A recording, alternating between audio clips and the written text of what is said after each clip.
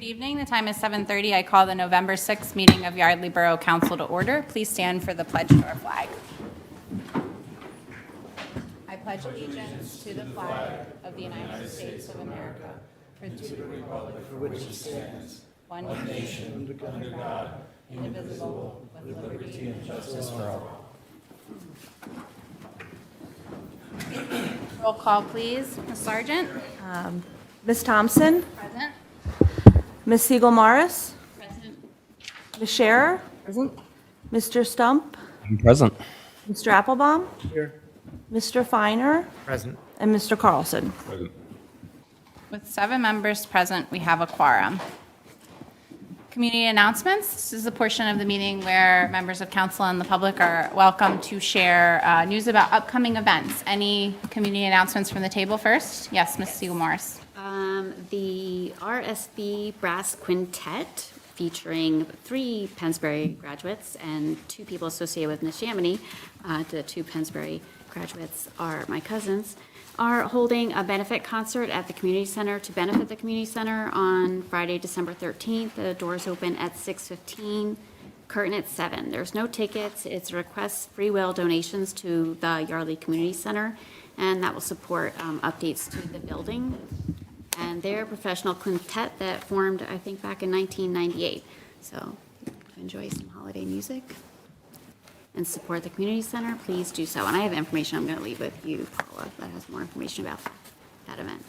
Very nice. Thank you. Councilperson Scherer, I see you have something queued up there. I do. Thank Excellent. you. Yes. Friends of Lake Afton is having an All Things Yardley gift shop. I believe this is our 4th year for that. Saturday, November 23rd at the Yardley Community Center from 2 o'clock to 5 o'clock. All the gifts pertain to Yardley and or Lake Afton. All the proceeds from the sales are donated to Friends of Lake Afton to help really take care of Lake Afton, particularly the very expensive algae treatments that we give it to keep it really looking nice. So come down and check it out if you get a chance. Excellent. Thank you. Any other community announcements from the table first? Any community announcements from the public? Hearing none, we will move on to public comment. This is the portion of the meeting where members of the public can address council on matters not on the agenda. We ask that you come forward, state your name and address, and keep your comments to 3 minutes per topic. Any public comment this evening?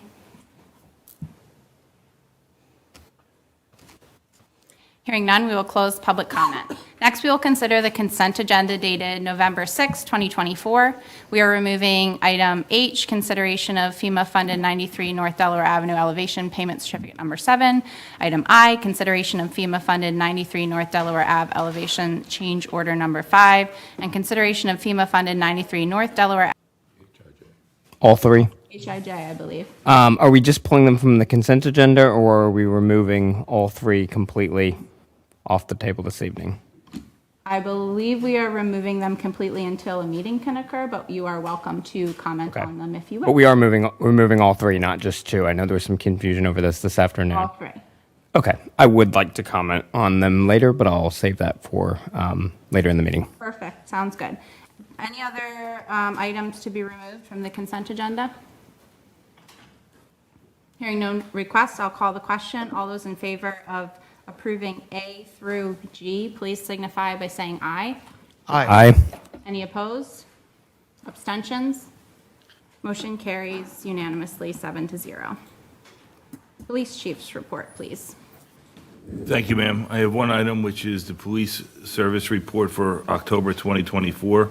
In October 2024, the police department handled 808 calls for service, issued 2 parking tickets, issued 68 moving traffic citations, investigated 5 motor vehicle accidents, and made 5 arrests, 1 of which for DUI. And that concludes my report, ma'am. Thank you. You have before you the finance report dated November 6, 2024.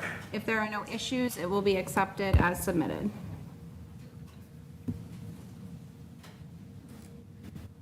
Thank you. Manager's report, please. Just a few items before we start the budget presentation. All crosswalks have been repainted throughout town. requests were sent for reappointments for expiring board members. We did receive one right to know this month, and that was for building permits, which is one that we get every month. For zoning, we had 5 zoning applications, 7 building permits. There was zoning hearing board in October. There was 2 hearings, and both received their variances. One had 2 variances received, 1 pending. Planning Commission has decided to move ahead to resubmit the grant application for the MAP grant, so that for the comprehensive plan, and that would be for 2025. And that's my report. Any questions? Otherwise, we'll move into the budget presentation. Take it away. Okay. So today we are presenting the 2025 preliminary budget for adoption. We have been, like we have been doing in the past several years, the 2025 budget adheres to the same format.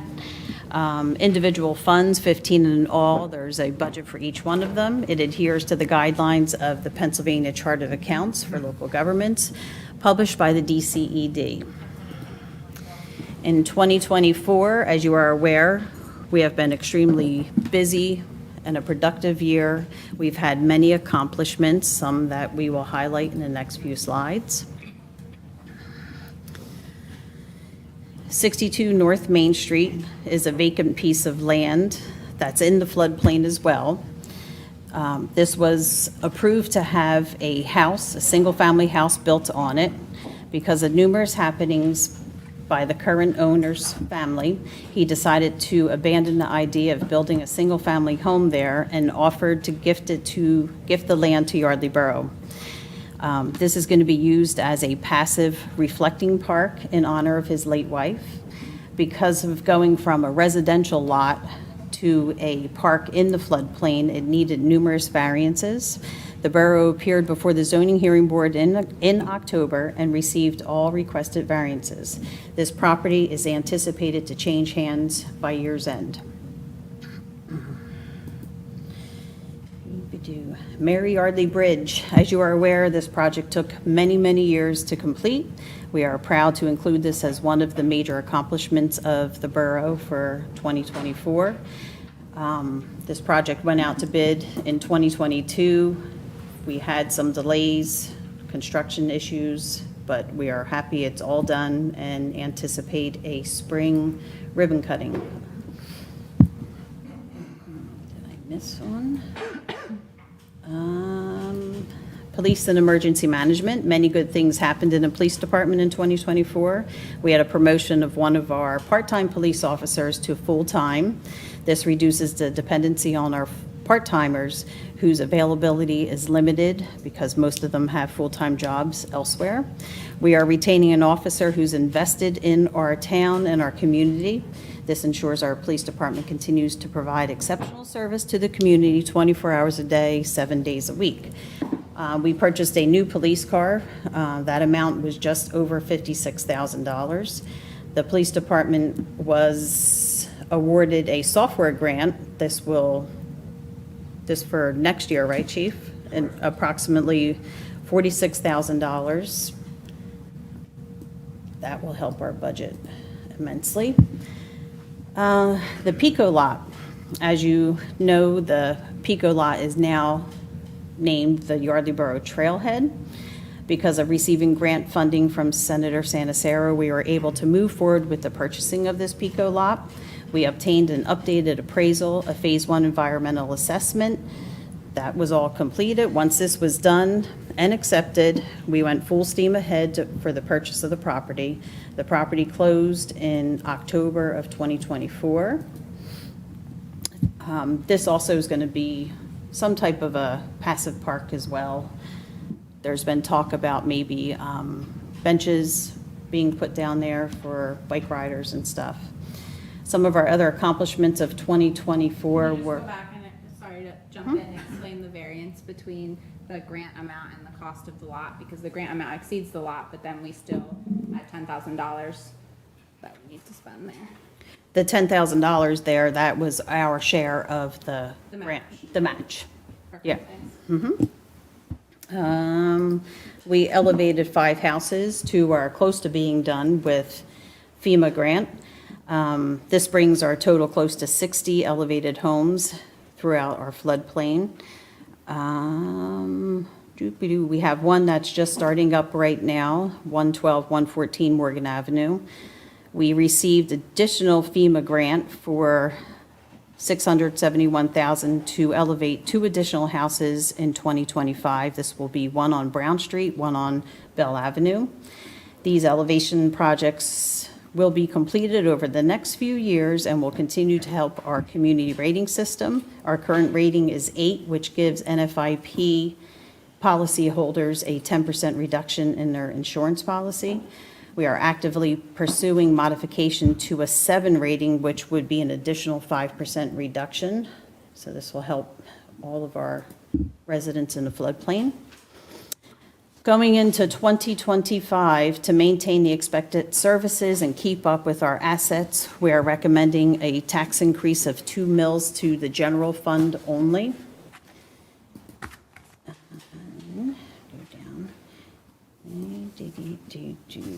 And what this means to our residents, keep in mind the county has not reassessed since 1970s. The average assessed value home is $27,198.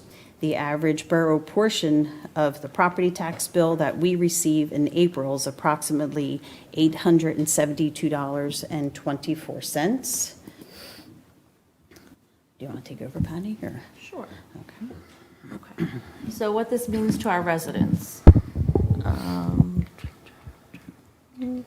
So in 2024, the average assessment was $27,198. So that was about $818. In 2025, we propose, with the proposed tax increase, it'll be about $872, which is about a $54 difference in your taxes on average, which is about 6.6% from the last time we raised taxes in 2023, which was about 3.3% per year. Okay. Moving on to the millage. So on this slide, you'll see how a mill is calculated. 1 mill is about $34,700 approximately. Of the total 3207 mills, 26.23 are earmarked for general purposes, which is our general fund. The remaining 5.84 mills are going to be allocated to dedicated funds such as fire protection, street improvement, street lighting, ambulance and rescue, and recreation. And we will continue with 2 mills in the capital reserve. Next slide. The next slide is the tax disbursements among the funds. So for the taxes, the general fund is about 82% of the total taxes. And this is just a breakdown. As you can see, street improvement is about 3.46. Capital reserve is 6.24. So you can just see what the breakdown is of the disbursement. Next slide. Okay. And then, Future projects in Yardley Wait, Borough, that one? wait, this one. Oh, Do you no. want to do this one, See, I Don, or do you don't want know us? Yeah, I can do it, yeah. This is just looking at some of the big positive and negative things that happened in 2024 financially. And I apologize, it's hard to read, but I'll just comment on a few of them. The negative ones are the first 5 on there. And those are the amounts that they were negative for the year. Real estate, the first one is real estate transfer tax, which is the money we get when people sell their homes. You know, we projected is going to come in light, about $10,000 lighter than what we thought. So going to come in about 105, and we hoped it would have been 115. So we still got 2 more months to report, but hopefully we'll make it. Public Works was a little over. We actually had a couple snowstorms, and the years before we didn't, so that was there. Insurance was a tough one in 2024 because of rates going up. A lot of us, I know, have seen this in our personal insurance as well. We went out and bid different brokers to try to help that. We think it helped it some, but it was still up about 12 to 13%, 2024 over 2023. Health and hospital costs and it was another negative, and it's not much we can do about that. That's what the rates go up and the experience goes up. That hurts us a little bit. And in engineering grants, we spent over $8,232 more than we thought, but that was a planned thing, conscious decisions that we made to go after money. We had to spend some money to get the grants applications written so that we could get the money. So that's that was a conscious decision. On the other side of the ledger were some things that we spent less on than we planned. Planning and zoning going together was about 14 grand lighter. Some of that is because we deferred expending money on the comprehensive plan till 2025 to be able to gather some more money and do a better plan. And then some of it was just the zoning hearing boards, and the amount of activity there was less, so we didn't have to pay out as much. Code and building inspection work was a little lighter. This surprised me a little bit, but it seems like things slowed down a bit this year than what we thought in terms of the amount of renovations and things that people are doing. And maybe it's because interest rates are up and people weren't fixing up their houses because they weren't planning to move. I don't know, but that was a little less than we expected. So that's savings. And then finally, the last one, police wages. We saved a lot of money, and this was why one of the main reasons we didn't have a tax increase in 2024 was because our experience in 2023, the chief and his department was under their budget significantly, and that helped carry over to 2024. So anyhow, so those are some of the significant puts and takes. But when you come to 2025, we feel that we have to do a couple mills. Inflation happened, and maybe it's calmed down a little bit now, but it's built in there, and we have base expenses that are contractually required to do, and we've in our budget added going after more aggressively on more grants, so we want more money in there to do more grants. So we think it's prudent to do the small increase, the $54 on average increase for 2025. So future projects in Yardley Borough for next year, sidewalk Phase 3. This is on North Main Street. We anticipate going out to bid probably January, February timeframe so that we could start construction late spring, early summer. So then this way, all of those will be complete, and then we're going to continue to pursue grants for the Dolington section as well. Like I mentioned earlier, we do have 2 additional elevations next year.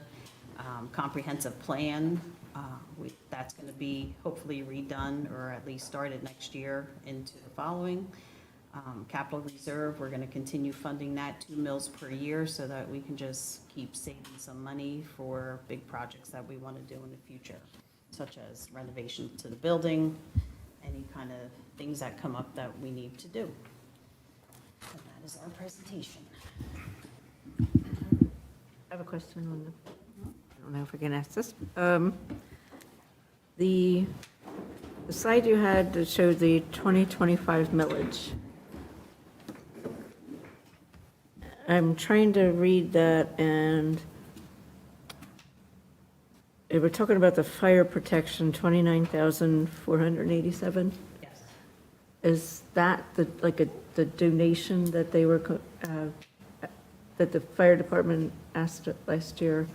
I said that that's all, I don't have, That's one that hasn't increased in. the one that hasn't increased, Has not increased this. is that the same thing? That is the same. And why can't we give them more money? I don't understand We that. would have to do some more mills then. Okay, I just thought that was, how many years have we not It's increased it? been a long time, yeah. Okay, I'm sorry, but that's up. Well, that's probably going to come to a head down the road if they have to transition to paid firefighters, which, Excuse not to pay somebody because they're going to get something later. I'm sorry. That's just how I feel. I'm just venting. Our allocation and the fire company gets from Lower Makefield as well. Right. And the way it was figured, it's the usage in our town and in Lower Makefield as well. Okay. Was there a request that you're responding to, or you're just saying? I'm just, I don't think they ever really asked us for an additional. It was talks on volunteers, and it was money talks as well, but they never put in a formal proposal. oh, you mean they didn't put it in writing? No, there was nothing in writing, no formal proposal asking for additional monies. Okay. That'd be And the I- first step. I believe there was a request from the borough to get a little more, if we're going to have more stake in their finances, to get more reporting from them on, like we do from the police force, calls for service, responded to, staffing levels, and look at their budget. And I think that just hasn't come to fruition yet. I have another question. I was trying, this is the budget, correct? Okay, I was looking on there for the, where in the budget it talks about monies for a roof for the police station. There's no money in there for a total redo. That's something that we would probably have to go out and get a loan for in order to Is that redo or apply for grants. Pat has mentioned the LSA, maybe? The LSA grant for the building itself. So there's money in there to go after more grants, and that could include the roof and any building improvements as well. I would like to make a suggestion, whether it falls on deaf ears or whether I'm allowed to or not, I'm just going to throw it out there. I think we should get a loan. I think it's kind of urgent that the police not have rain in their equipment room. I mean, that's a fire hazard. And I'm sure they have mold in the walls, and I'm sure we're doing whatever we can to try to make it safe for them. But to wait for a grant is going to take a long time to get all of that money. So my suggestion is that we look at maybe getting a loan and then paying it and putting it in the budget for the next 5 years to pay it down. Okay. So whoever can think about that. we did vote to perform a temporary fix just a few months ago, and that will, Yeah. right. No, I know that's temporary, and that's for maybe a year, but When I try to get grants during that time, I heard that. then have a plan B. I would definitely have been open to discussing this if, when we all submitted our budget requests, if we got it into Dawn, and then we could have put it in the presentation today, but So. Do we let's have talk time to add this now? Well, so this is the preliminary budget, just for everybody to know, we're voting on a preliminary budget tonight. This is not the final budget. There's a whole period of public inspection. We're going to have a public hearing, like we always do, where the public can have robust inputs and make sure that you get a chance to go line by line through the Excel spreadsheet if you like. I'm sure Don would be happy to meet with any residents who want to meet with general government and go through the budget. So this is just our first read, preliminary vote, and then there's a long path ahead to pass the final budget. So we have room for any inputs that this council wants to put in. I do want to just talk through what that would look like. So we got a, what's the word I'm looking for? Proposal for the roof, and it was, am I wrong, 700,000? So how many mils would that be? That would be 10 mils. So we would be talking about yes, like 40. a 40% tax increase on our residents. And that's just, I understand what you're saying, that we need to be custodians of the building that we own, good custodians, but I don't feel like we have fully exhausted the grant option yet to where I want to raise taxes 10 mils for a roof. Can we, if you can get a grant and it's not for the whole thing, can you get then a loan to supplement that? Yeah, we can certainly look. Just trying to look at as many ways as possible to make this sooner rather than later, because it's really a safety issue.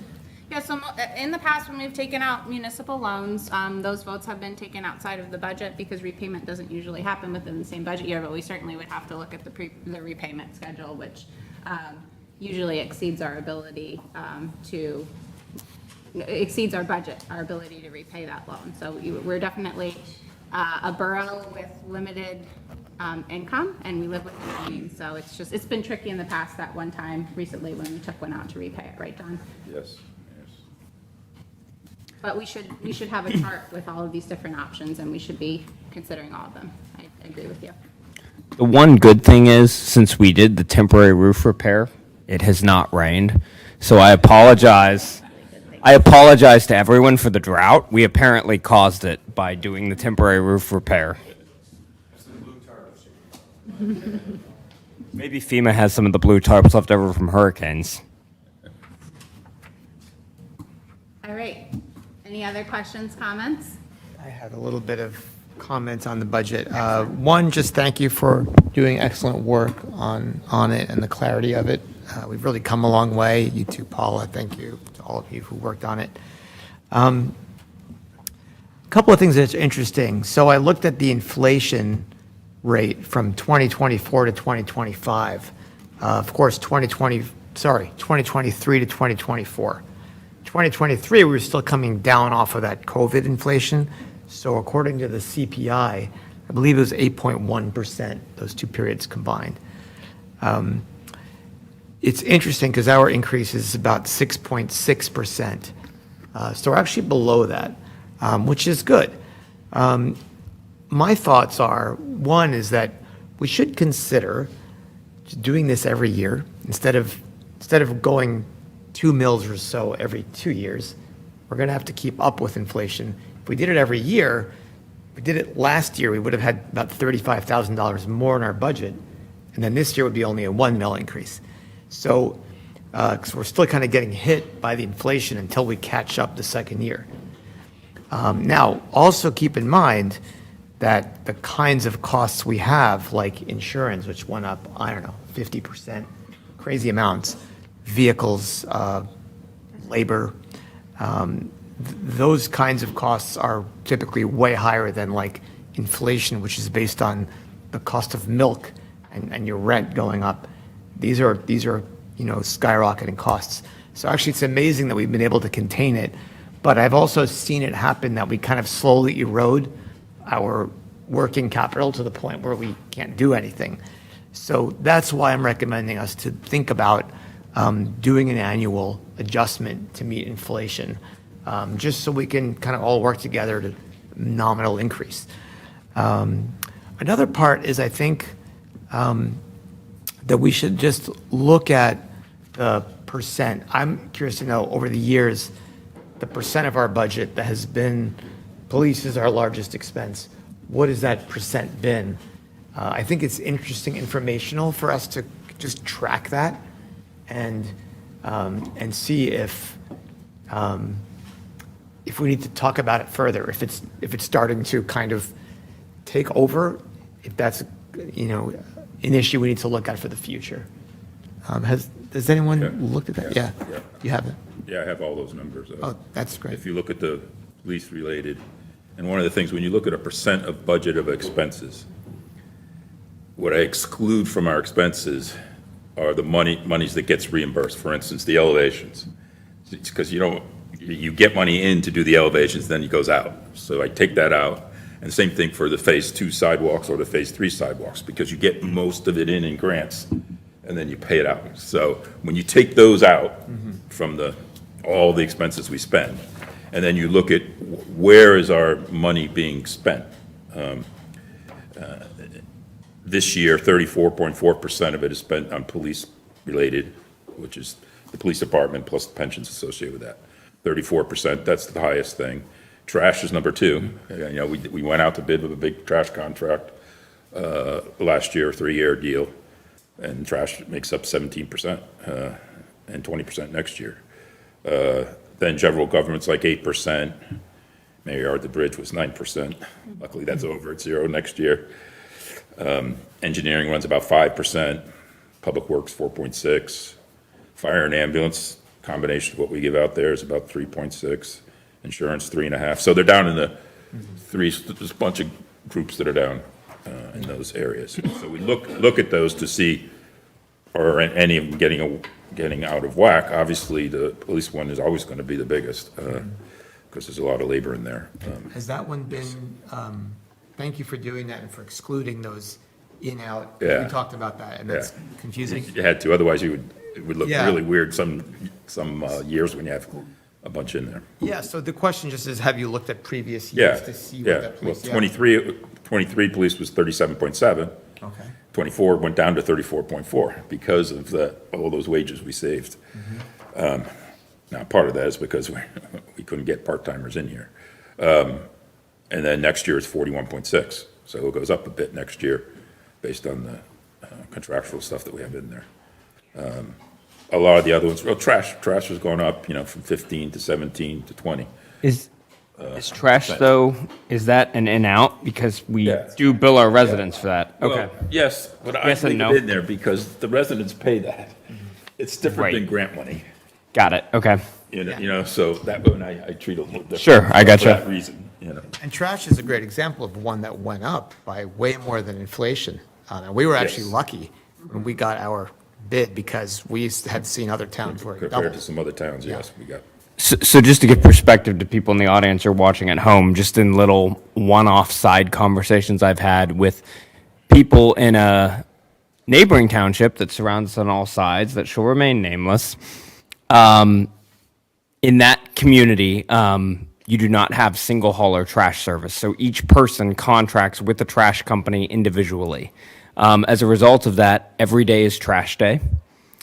You have trash trucks on the roads every single day. We have a single hauler system where we get trash twice a week. It's on Wednesdays, it's on Saturdays. One of the benefits in my talking with residents of our neighboring municipality is that they pay annually for one time a week collection, what I pay annually for twice a week collection here in Yardley Borough. And so because we have the larger power to negotiate a contract, that's actually a benefit that we're giving our residents, in my opinion.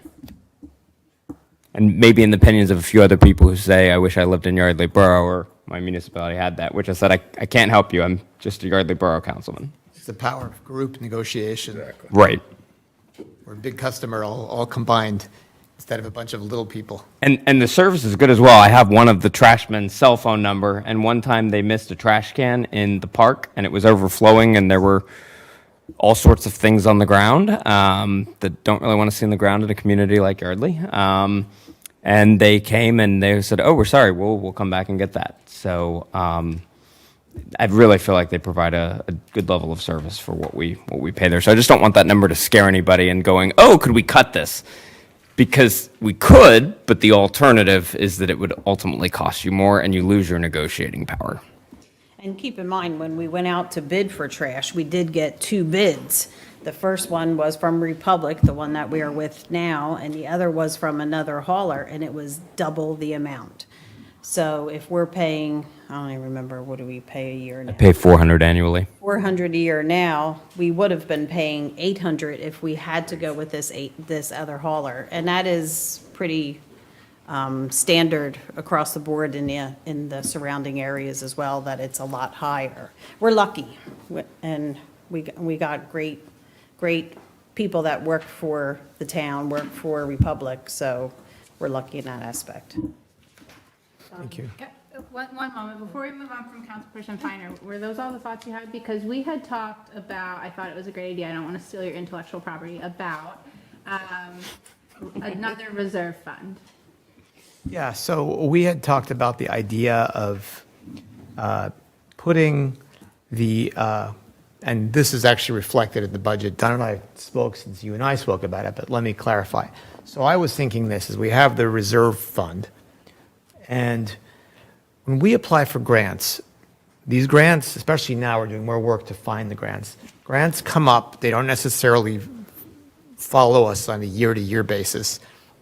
We can't always predict when they'll come up, which ones will win, what the matches are. So it really is a function that fits better in the reserve. And the idea was to create a fund, well, initially that we discussed, to actually create like a capital projects reserve fund from which we could put the annual amount in there and then draw on it for grant applications and grant matches. And then Don said, well, we have the capital reserve. That's what the capital reserve fund is. So the idea is that we're actually doing this for next year. We're taking the money that's allocated. It's about 28,400, is it? What's that? Is it 28,400 for grants? Yeah. And we're moving that into the reserve fund. We're going to draw it out of that fund. It's in the budget.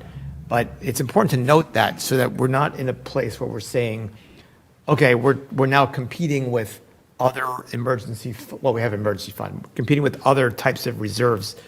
We have it budgeted, but it's in that fund. And this way, it gives us a little bit more leeway year to year, and it doesn't get mixed up with other money. So I think it's a good plan. It gets replenished as part of the reserve replenishment. So then if we don't use it all on grants, it rolls over for future grants? It's Right. just line item, this line item will be there. So if you don't use it all, then the fund balance at the end of the year, if you only use half of it, will be, 10,000 bigger. Let's say we get a roof grant that pays 80% and we need 20%. Right. Place Right. from which to. No, I think this is good, and also to make this clear for people sitting in the room, people watching at home. So one of the things I field questions about on a regular basis is, what about the sidewalk going up Afton? Someone started a Facebook group a year ago, and where is the sidewalk? Like, I want to see it. I'm about to go buy bags of concrete and just put it in myself, is what one person told me. And thank you to Bob Cummings, resident of Lower Makefield, for starting that group and starting that conversation. So we had an opportunity here this summer to pull some money out of our capital reserves fund and pull about $7,000 to potentially apply for a grant for the Yardley Borough portion of that sidewalk. Unfortunately, that got voted down in a council meeting. So in doing this and putting the money, we voted down, I voted for it, but we voted down to pull money from this capital reserves fund.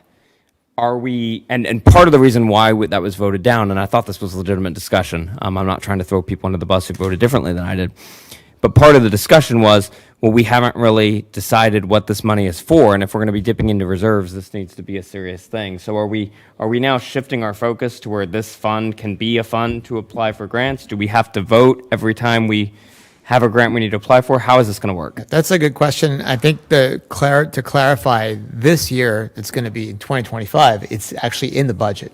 So even though we're going to pull it from that fund, it is Okay. actually a line item in the budget. Gotcha. Previous year, it wasn't, and that's what caused the contention of, well, can we take different philosophies on it, like you Which was mentioned. a fair question. Right. But I think with the grant exercise that everybody's working on, and we move the deadline to next meeting, we do want to make our laundry list of like, these are our 7 that we want to go for. Okay. And those will be the budgeted ones. Obviously, we have the opportunity to go after other ones, but we need to align as a council on what our priorities are and not. Right. Okay. I do want to give Councilperson Shara a chance because you tried to talk before. Oh, John, pardon me for asking, I'm a needs-to-know kind of person, okay? And I know it's a very simplistic question, but I just was curious. We have like inflation and cost of living, all the employees get a cost of living. So are our tax increases matching that, like a cost of living? Like, the monies that we're bringing in, are they matching all of those increases? What we look at is what's going to be in the fund at the end of the year, okay? So you got revenue coming in from various sources. Sometimes it's free money from PA, sometimes it's grant money. Well, you got money coming in, you got money going out. And so we want to make sure the general fund doesn't shrink. Right. And so obviously, the going out are increases Right. that are contractual in some cases, or normal increases that we have in pay raises or in costs. So we balance them. It's a balancing act between the two. So that's how we do the budget, is we look at each of those. Clarify one thing you said, though, we don't have COLA increases. No, for there's no our cost staff. Cost of living increases baked into our budget, so the only increase, and which is with a lot of business folks, right? We get our annual raise and it doesn't necessarily match or exceed inflation. So we have a contract with the chief, we have a contract with Manager Johnson, and we have contract with the civil service police officers, and we negotiate the percentage increase based on performance or a flat fee in the case of the civil service police officers. That's the percentage increase they get every year, and then Manager Johnson handles staff wage increases for her office staff. We don't give cost of living, No. raises don't, okay. We do typically raise wages, though, so, I should hope so. yes. Expenses keep going up. Yes, and I've been here for, I think this is my 7th year, and I think every year they have matched cost of living, except the year that it was 7%, we were a little below, which I think, again, was very typical for folks. I just want to say I would invite everyone who, this might be your first budget meeting, to sit in on a budget meeting at another municipality. There are a lot of gymnastics that go on in a lot of municipalities with interfund transfers, with massive loans, with selling off our utilities to pay for things that we can't afford. I'm very proud that feels like we're poor sometimes, but we run our budget like we would our family budget. We live within our means, and we take even a $50-some increase very seriously. Don and team have sat for hours and hours to try to get that even lower for you folks. We wish we didn't have to raise it at all, but I am proud of this budget. I would say, to Ori's point, I think we do need to make sure that we don't halt progress on our projects and our capital projects in the interest of living within our means, but I'm very proud of the financial management in this town. Any other comments from council before I ask the public? I would concur with Madam President's comment on that, and I would also say to draw on your analogy a little bit more of the family budget. Okay, so one of our increases for money to apply for grants. I don't know about you, but sometimes in my family we splurge a little bit. My daughter likes to go to Pana. Sometimes she demands to go there and get some ice cream or a cookie or whatever. One of the things that we do in the borough that is our little splurge, if you will, is money to apply for grants to then get a bunch of free money, like the phase 3 of the sidewalk on North Main Street. That costs Ori $1.5 million. 1.6. What was the cost of the taxpayers of that? Do you know how much we spent applying for the grant? That was all no-match grants. The total applications for grants, I would say, probably less than 15,000, less than 20 safely. So our splurge is we spend less than $20,000. The rate of return is over 1,000%. So you get our borough residents 1,000%. $1.6 million for things that we can all agree are objectively good for the town, like a sidewalk. So I just want to tag on that. There are we do run a tight ship here, but then there are also things that we pursue to do things, because I think it's a balance. I think over time there are some things that we could do to really improve our town, and it seems like we're just getting a lot of things handed into our lap with the Judy's Garden, with the Yardley Borough Trailhead lot for $10,000 cost to the taxpayers, and that's where we're able to do Canaloween. I mean, there's a lot of very good things happening here, and I'm very sorry. I'll let you finish in a second. I just want to say to Mr. Carlson, he's probably going to be upset that I embarrass him and put him on the spot. He does a lot of time and energy, and he makes $0 being on council. He does this as a volunteer, to where when I'm sitting here looking at the budget with him, I'm like, oh my goodness, I do the budget for my company, and I don't put in this much time. So I just want to commend him for his work that he's done on this budget.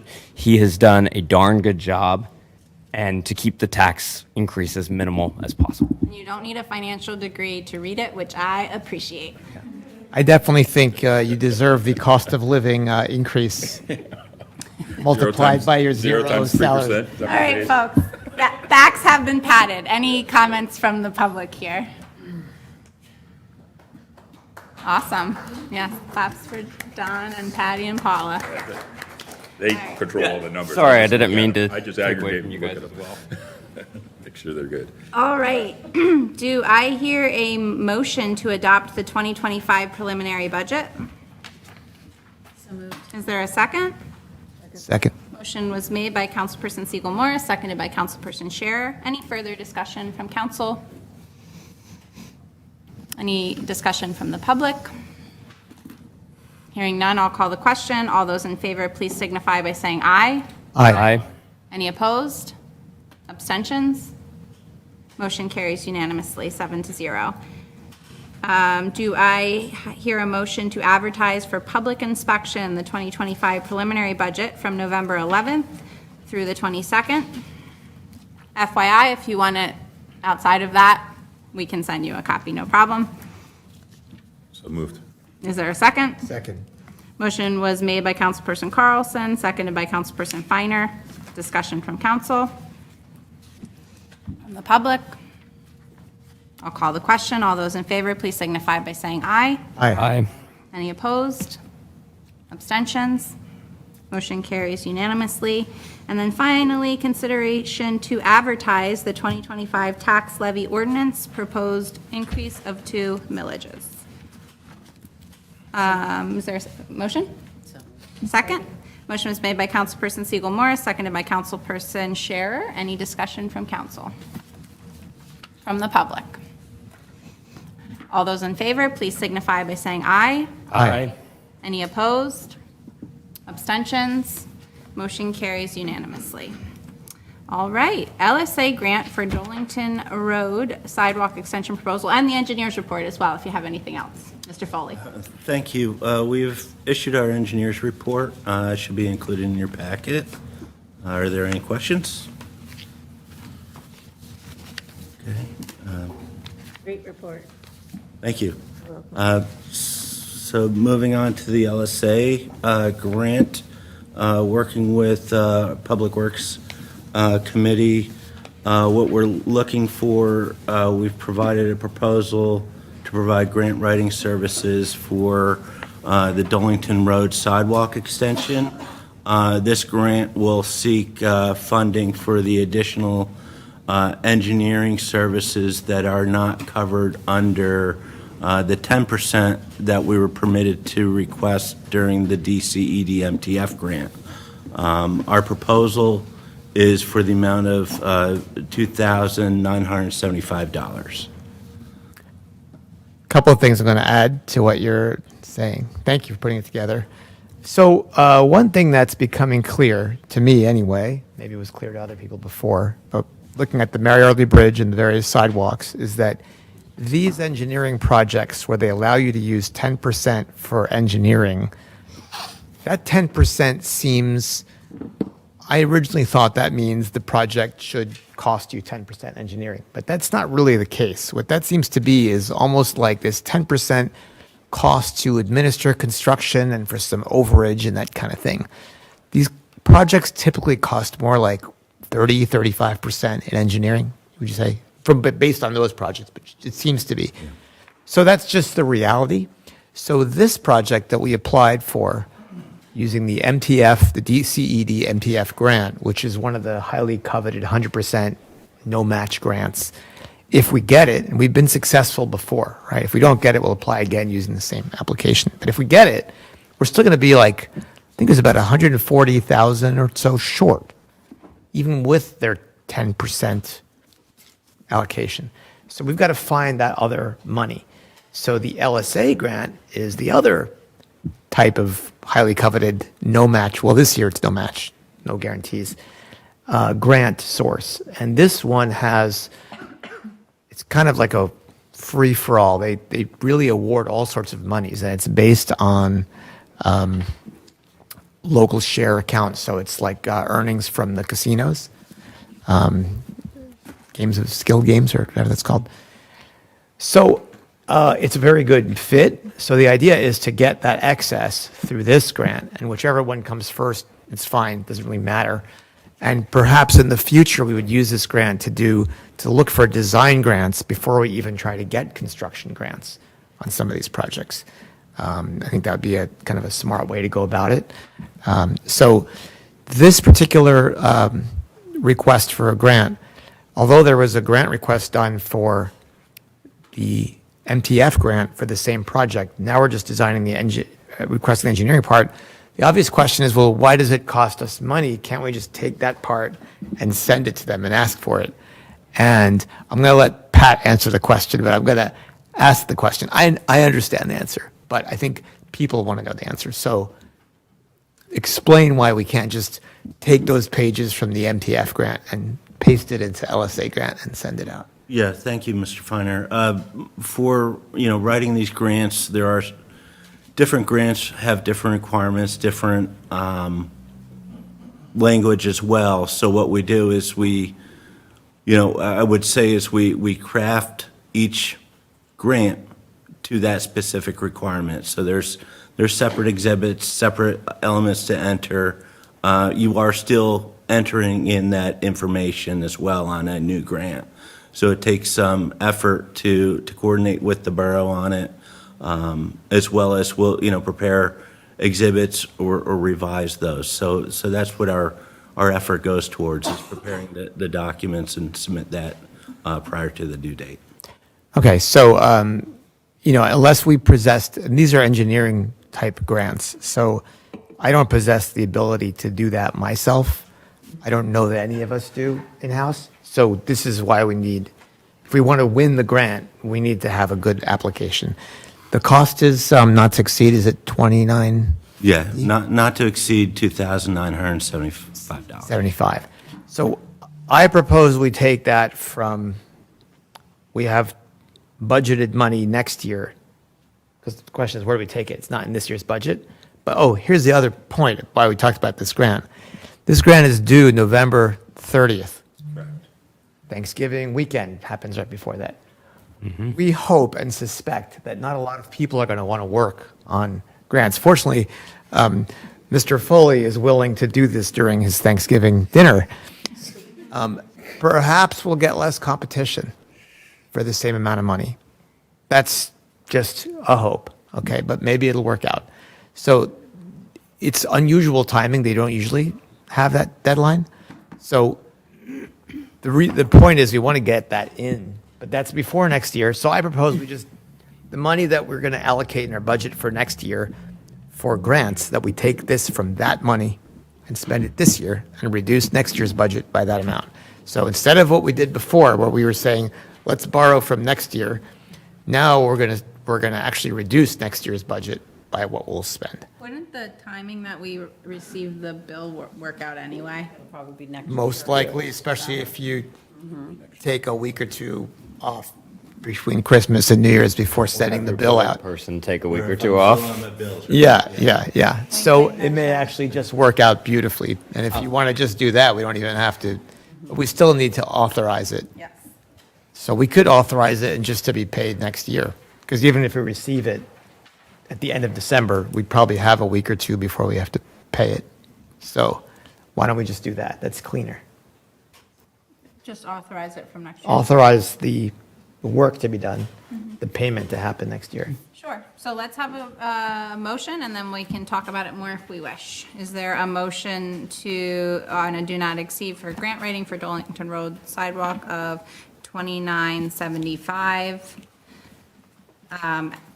to be paid next year from fiscal year 25's budget?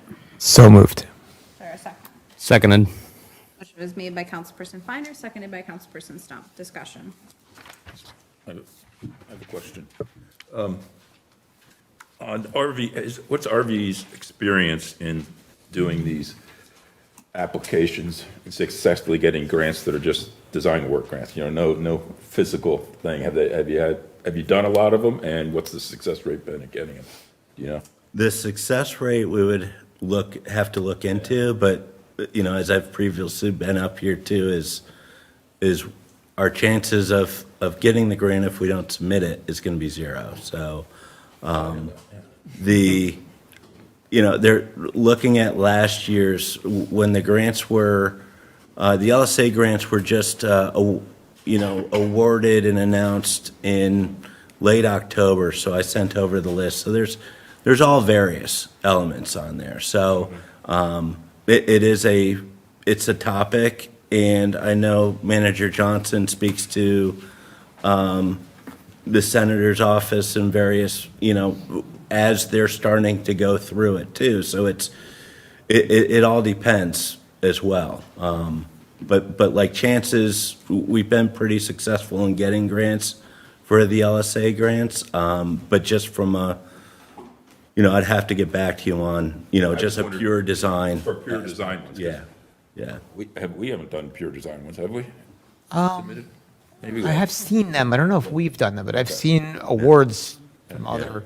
Traditionally, the grants, the agencies that are going for the grants, they usually like to have the shovel-ready projects. They would like that's to have something the they can borough, kinda the do. municipality to have, expend some of their own capital to prepare the design plans to move forward.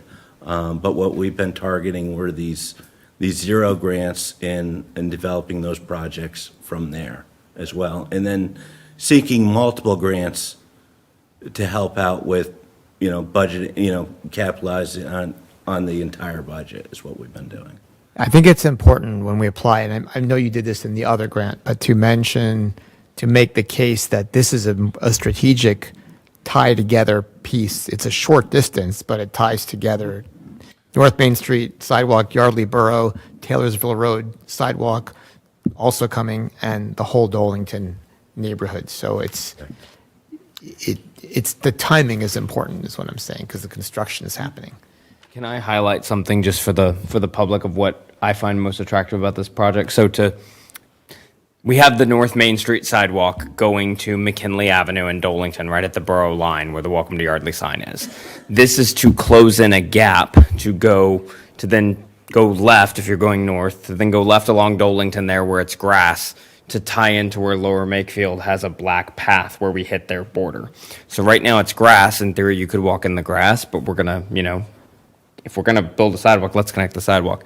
But one of the most attractive things about this to me, and I think this is still in there, because we don't have enough of the 1.6 million left to do this, because it's going to of the cost, this thing that it's important to me that we get this grant so this item doesn't get struck is the flashing beacon across North Main Street pushed across.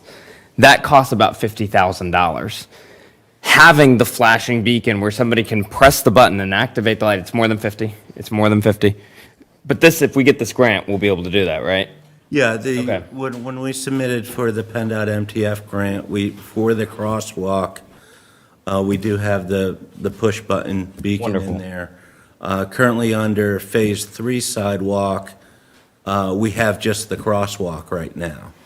So what we've added on this Dolington part is to take from that crosswalk ramp, put the beacons in, and extend the sidewalk. And to me, that is far more attractive than even the concrete of the Dolington extension, because we're putting a sidewalk across a very dangerous intersection where the speed limit drops, I believe, from 35 to 25. 35 to 20. Well, it's 35, but people go a lot faster than 35. Practically 50 to. To me, it is critical that we have flashing beacons at this intersection for the safety of our residents. And so for that, I'm very much in favor of this. Yeah, and it would be the first flashing beacon and potentially not the last. And they calm traffic. They work. I mean, the big yellow sign on Main Street at Cold Spring, that works when I'm running through town. People see me standing next to that gigantic yellow sign that doesn't even have a flashing beacon, and they actually stop because it's larger than the ones on Afton Avenue and better placed to where drivers can see it. If we have flashing lights, that really calms the traffic. I might figure out a way where I can rig it up to control it from my phone, just to flash the lights when there's nobody there, just to traffic calm. I'm joking about that part.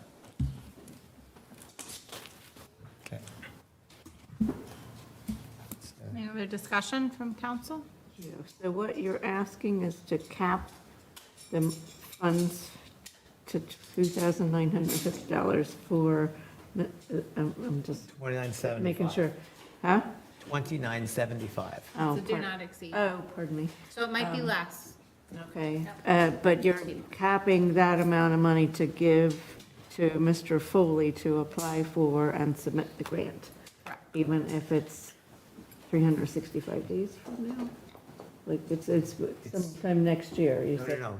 The grant is due this November 30th. Oh, it's due, oh, okay, because, 3 weeks. okay, I thought I heard Payment you will say happen for a next year. year. Okay, it will happen a year, okay, the grant goes in, okay, thank you.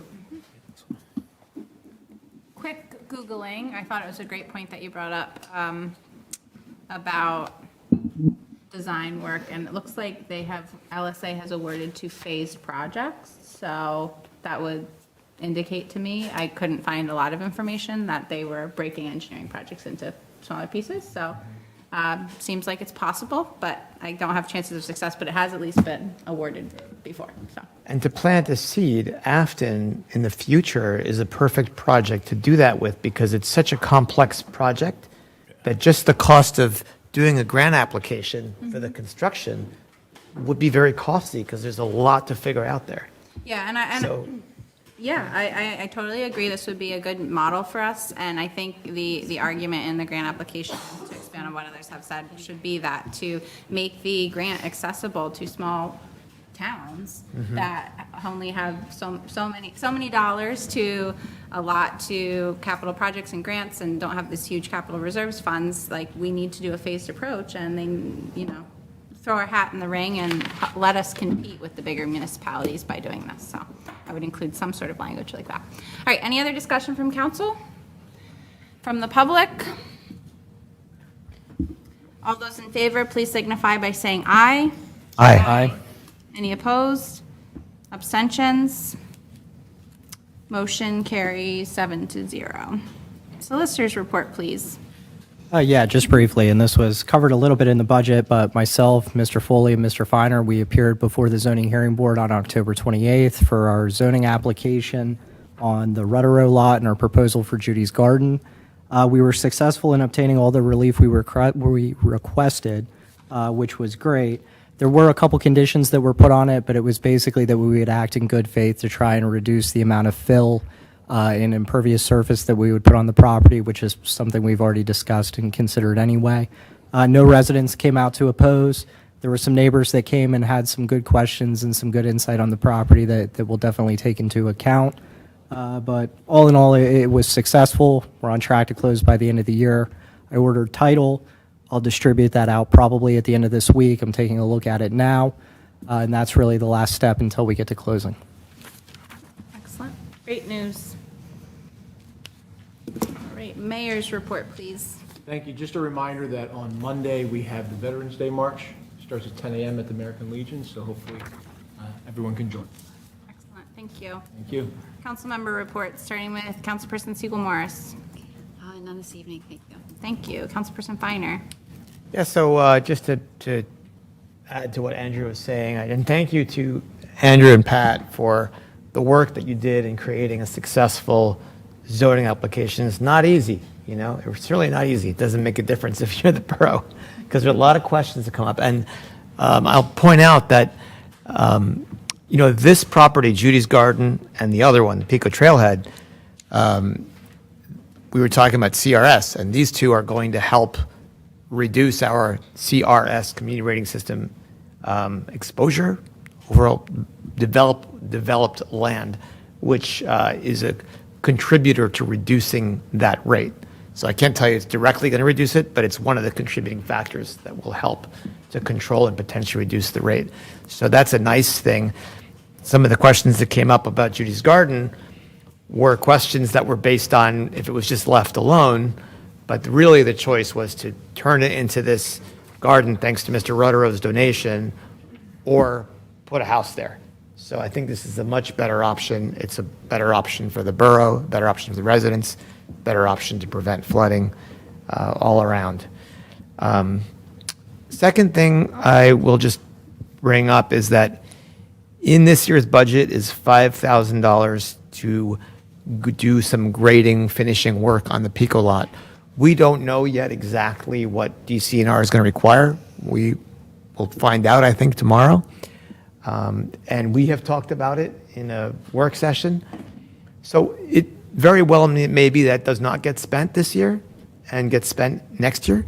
Just in case you're wondering what happened to that, it might move over. And because we should make sure we are all on board with what we're doing before we do it. And, okay, I think that's good for me. Thank you. Excellent. Thank you so much. Councilperson Carlson. Nothing further. Thank you. Councilperson Applebaum, welcome back. Any report this evening?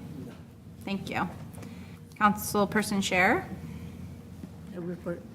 Okay. Councilperson Stump. So I have just a couple of things. The first thing I'll touch on briefly because I have been getting lots of emails, text messages, Facebook messages, people adding me as a friend to Facebook so they can message me about this, people asking people for my number so that they can text me about it.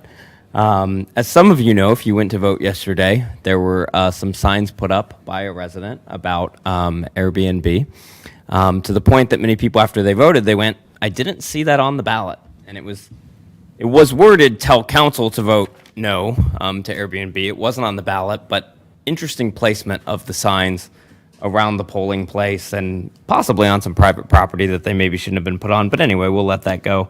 One of the things that I wanted to say, because as I heard an individual going through, I overheard the phrase right when I got there at 10 a.m., I was at the polls from 10 to 6, was, council is trying to hide this. You didn't know about this. We have been talking about this in nearly every meeting since February. So I was actually planning on coming and going throughout the day. I did not leave from 10 until 6. And whenever people were handed the information and told to talk to their council people about this, I then went and introduced myself. Hi, I'm Jared Stump, Yardley Borough Council. Do you have any questions about the information you've just been given?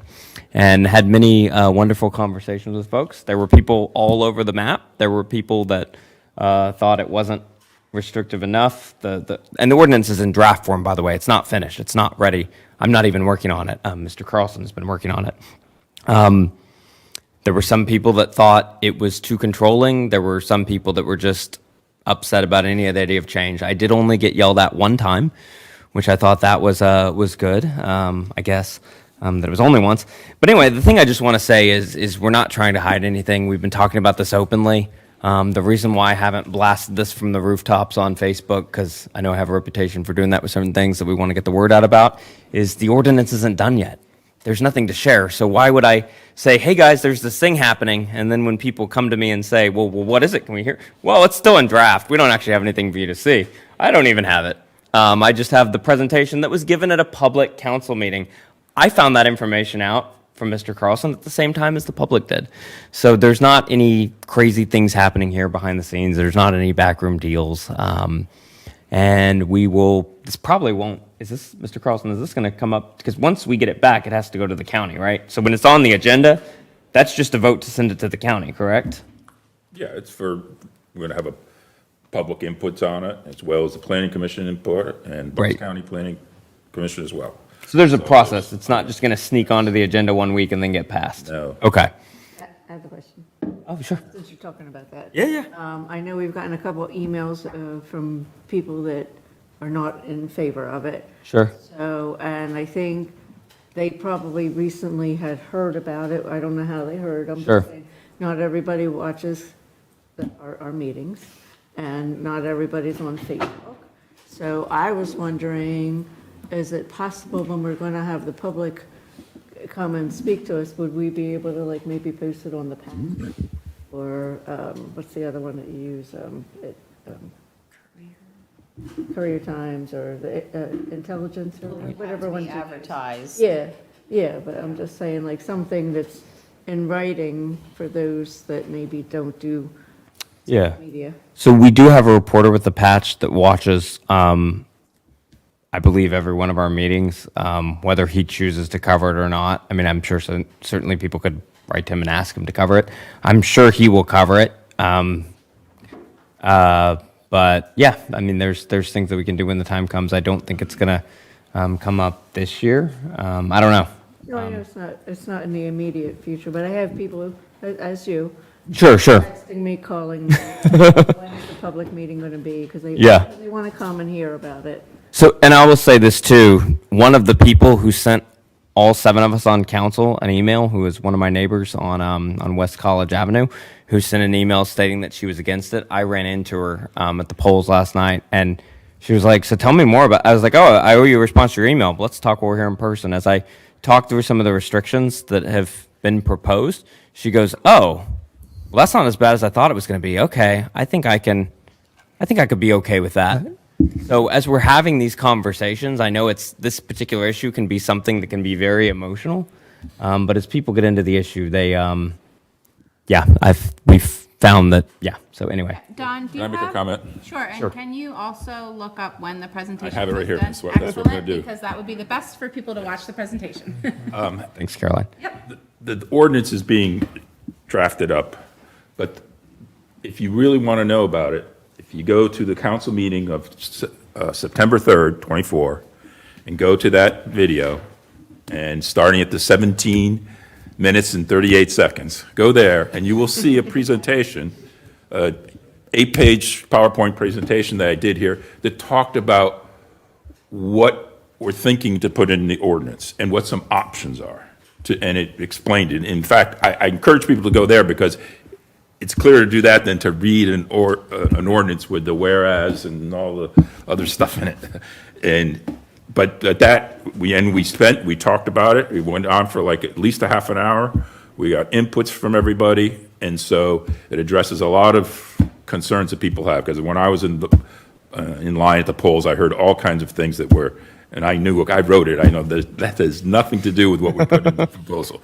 So people were just rumoring, what's out there. So if you want to do that, I encourage you to go to the video that's posted on the borough under videos, and you can get this 9/3/24 at the 17 mark and hear what it's all about. Cool, we like facts. Thank you, Don. Yep. Can I ask a question? You may. I did watch that video, and it was very well done, and it addressed a lot. Can you come forward just so we can pick you up on the camera for posterity, so we can come back at the 17-minute mark and watch you? So I live in the borough. I live down on Morgan Avenue, and I got a letter to cease and desist that I was breaking some ordinance. But then I hear you guys talking about this proposed ordinance, and I watched that video, and it was very well done, and it answered a lot of questions. But if you're proposing an ordinance, what ordinance am I breaking at the moment? That was listed in your You have an Airbnb that you're renting out. Right. residential area. It's not- Allowed in your So residential. there is an ordinance already, It's in zoning. zoning ordinance already in place. Not allow short-term And rentals. when was that put in place? Long. 20 years ago? Or is that, I thought it was 2012. It predates all of us. It was a long time ago. Yeah. Okay. And, but in the commercial residential area, the Airbnb is allowed?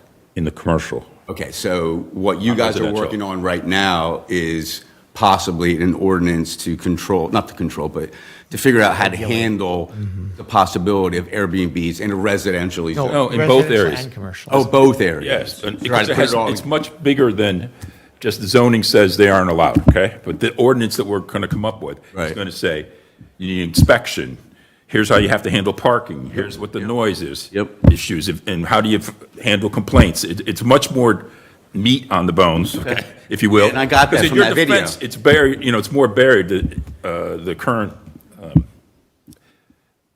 it doesn't say Airbnbs Right, it's are not short-term, allowed. right. It just, by default, by not allowing rentals under 30 days, Okay. that's how you get caught. So what we want to do is clean it up and get an ordinance on the books. Right. So that people know that going in, here's the deal, here's how they run. If I want to do them in Yardley Borough, here's where I can do them and how I can do them. And so when would somebody like myself, that of course is in favor of an Airbnb, when would myself come to a venue like this to say, hey, this is why I think it would be really good for the town of Yardley and for my community? When the draft ordinance is ready, then it'll be posted, it'll be identified as when we're going to have the session to review it. Right. And so then you'll come, it'll be an item on the agenda, and we'll talk And then how through does it. all that work? Then you guys all get together as a council and vote on this new ordinance? Right, and so we may change things, we may say, oh, here's what we want in residential, or how many nights minimum. Right. Some of those variables will change, it's not etched in stone. We got Understood. a lot out there, and so based on the inputs from the public, based on the inputs from residents and experience of some of our surrounding communities on this topic, we'll come up with what we think's the best one, and then we'll obviously vote on it. And Thank you very much. if you would like to email Manager Johnson or any of us, our emails are on the borough website, and just say, hey, like, I don't want to stalk the borough page for the next 6 months to see when you're talking about this. Can you send me an email? We would be happy to do that when it's going to be on the agenda. And I encourage anybody, whether you're for or against it, to please come to the meetings. We like when the seats are filled. We don't like talking to no one. We like to have your input, so please come. Okay. Thank you. Thank you very much. Can I just add one thing? Yes, sure, if you come forward. Thank you. The way I live on South Main Street, and it feels like by the way you're talking about it, would there ever be a possibility that it's a straight no? Like, is the ordinance, we're just going to be nitpicking, or is there a possibility that we would say this is not an option in this town? Yeah, if four of us vote against it, it will not pass. Okay, so then there is that option still there. Yes. Okay, great, that was my. And then we would go back to what currently is in place, and that's with it being in zoning. And the zoning language, though, this is part of the reason why we're working on an ordinance. The zoning language is confusing because, in all honesty, the zoning language really predates Airbnb, or at least when Airbnb became popular. So the phrase it uses is tourist homes. If you've ever heard that phrase used in everyday conversation, it's not very often that it comes up. And it uses some other language as well, but it doesn't use the word short-term rental or Airbnb. Okay, got it. How do we define short-term rental? Is that less than 30 days? Currently, Yeah. yes. Okay, awesome. Thank you very much. Or did you have something? I just wanted to, I mean, there's a lot on this, so I won't take very long on it. I just want to say that, and Don did a lot of work on this. There are a lot of sides here, and this is really for the benefit of the community, getting communication. It really is beneficial to watch the video he's talking about, to come to the discussion. There was a lot of work done here to balance the need of a homeowner to have something to make sure that there's nothing problematic happening next door, while at the same time balancing the right of somebody or the needs of somebody who owns a home, perhaps an ideal property that they want to use to make into an Airbnb responsibly in a very limited way. And there was so much work done on it that I said at the time, I think that I can't tell if it's like, what side it represents, because there are so many intricate things that were thought through and pulled from different communities. So I think the council so far, what's been produced, is very well done. Of course, it can be updated, but I think it's quite balanced. So I just encourage people to understand what it is before jumping to conclusions or pulling out one part of it and not seeing the whole picture. Because if we don't do anything, then we have these situations where you have these things spring up and then people don't even know about it. Then there's no regulation in the commercial zone. A lot of people live in the commercial zone. So it's not like it's really a commercial zone. It's also a residential zone. So it's in the benefit to have it be more organized. Right. I'll leave it at The that. beautiful thing about we being elected officials that have to live in Yardley Borough is that we are all property owners who don't want a lot of transient folks in and out of our town and next to our families necessarily. So we have a stake in getting this right or voting against it if we choose to do that. And none of us own Airbnbs, so that's good as well, I guess. All right, Mr. Yeah, I feel like and then the other thing too, just to close this out, is I also feel like it is people like yourself, sir, you probably didn't know that you were breaking a rule until you got the cease and desist. I've been saying this since I took office in January of this year, is that, and this is not to call anybody out, but sometimes, because Yardley used to be a sleepy little town, there's a lot of people that are new here in the last 5 to 10 years. I'm one of them. And so not everybody necessarily knows what the rules are or knows to go look in 1,000 pages of zoning stuff. When Caroline told me where to find it, it took me an hour to find it. And I had the heads up of where to look.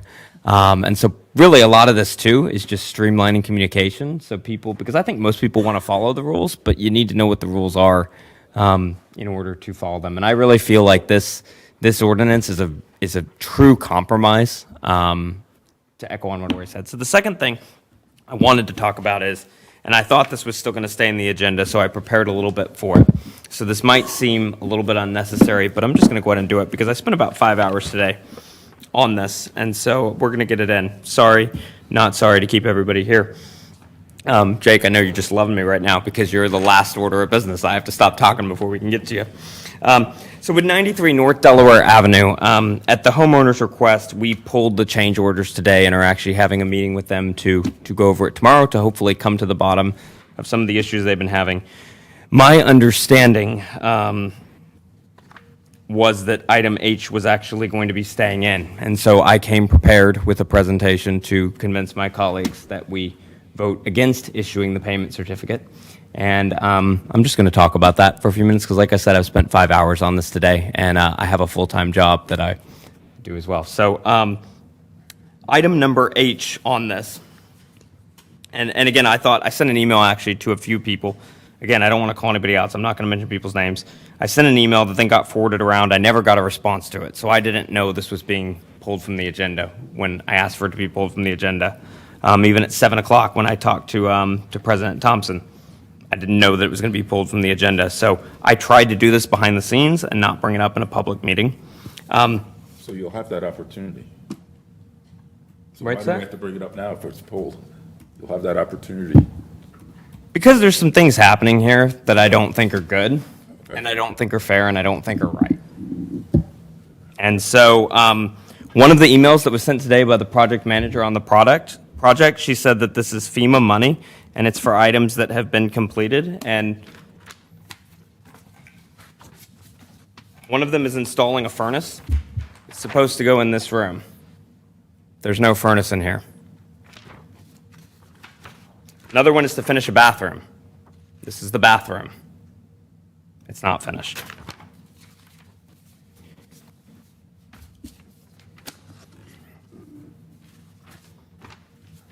This is why I've been saying that we really need to get, and again, I'm not here to point fingers, but we have to get communication to a place. Up until 7 o'clock, I thought I was going to have to vote on this. And we were told by the person managing the project that the work has been completed. And if this had not been pulled at the last minute, which I didn't know was pulled until the meeting started, in the middle of the meeting, I found out here live at the table that it had been pulled. We would have potentially voted yes to release a payment of $12,000, which the entire project is $485,000.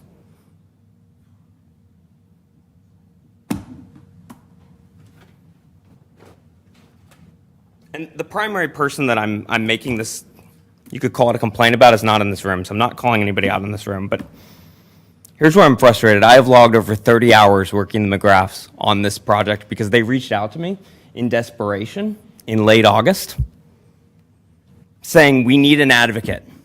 We need someone to help us. We've been trying to follow the rules. We've made some mistakes. We've made some missteps. I'm tired of our contractors treating them like they're the bad guys and that they're just trying to screw with people when really they just want to get back into their house for Christmas. So I was originally born in Springfield, Missouri. Missouri is known as the Show Me State. And a quote I want to read from 1899 from Willard Van Diver said, "I come from a state that raises corn and cotton and cockleburs and Democrats, and frothy eloquence neither convinces nor satisfies me. I am from Missouri. You have to show me." And so it's one thing to receive that there's all this stuff back and forth that's in the packet. Oh, this is completed. It's done. I went in person and the work is not done. And we're going to have a meeting tomorrow and we're going to talk about it. But you know what? I asked for this to be pulled several times today. I got no response. I got my email forwarded to multiple people. Even then to Caroline, who told me my email was being forwarded to multiple people. But I personally did not get a response. And so you know what? We can pass the buck. We can blame. But another gentleman from Missouri has a quote that the buck stops here. And this is on the back of my now deceased grandfather's Missouri license plate. The buck stops here. Look, I was not on council when this elevation was approved, but since I took my seat here in January, I've seen Mrs. Kleiner come in here with some very serious issues that were done on her elevation. There was another resident that I've talked to that I personally went and visited them in their home, surprised them, and said, "Hey, I'm here to talk to you about the elevation. I want to hear your experience." They're like, "No, everything was good. We just want to move along. We just want to move along." They asked me to keep them anonymous, so I will, out of respect for them. But as we sat in their living room for an hour, They said, actually, there have been some problems here, and we're really not happy, but there's a lot of things we've just decided to let go. And I asked them at the end, I said, are you glad at the end of the day that you did this? At least you got your house elevated. And they looked me in the eye and said, no. And their answer shocked me, by the way. They said, no, we're not glad that we did this because the communication was not where it needed to be. So, and I hope you don't mind me putting you on the spot, Madam President, but we talked earlier and we're going to be looking into this after the first of the year, most likely. We're meeting with the McGraths tomorrow to see what we need to do to get them back in their house, but we're going to be looking into the elevation processes to ensure that this doesn't happen to people in the future, because we have one that's about to start, and we have two more that we have the money for. And I don't want to get an email from those residents midway through the process that says that we're having a lot of issues and we feel like we're being taken advantage of. And so for people watching this video that have had their homes elevated, I don't speak on behalf of Yardley Borough. Certainly, probably no one stands behind me on this. I'm doing this as myself. I'm sorry that you've had a bad experience. I'm doing what I can to try to make it better for you. What I can say about all the people up here is these are good-hearted people. Sometimes just in communication, stuff can get lost. Again, that's why I'm not faulting people. But sometimes we have to pull things from the agenda, and that's why I'm making a statement, because if people try to mess with our residents, the buck stops here.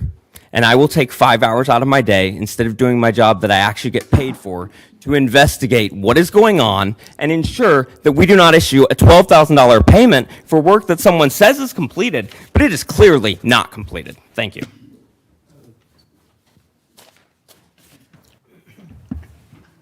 Do something down there, Councilperson Applebaum? I was planning to be silent. I really was. I'm sorry, but thank you, Jared, for your statement, and thank you to Jim and Elise for coming in today. I was demonized. I was made to feel helping you was not in the best interest of this council or the borough staff, and you know, these issues have become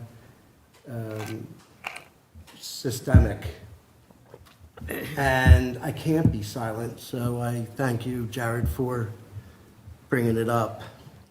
I had some, a lot of conversations with myself over the last month. By the way, I was out truly for medical leave. I have not been feeling well, so I don't want anyone to think that I skipped out because of this issue, just to be clear.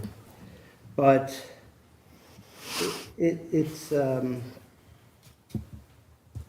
I don't know how I will move forward from this point on, because if I have to be silent on these issues because I've become demonized, I have become a target, and being told that I am not, my decorum is poor, that I'm not behaving as, people would like me to, then how can I be effective? How can I have the back of the residents that need our help? And Jared, you've been very brave, and I think that I apologize for being candid, but that's what's happened, and I had planned to be silent, but since you brought it up. I plan to be silent as well. I sent an email to ask to have the items pulled from the agenda because I didn't receive a response. That's why I printed this out and taped this to the back of a license plate. If I was elected to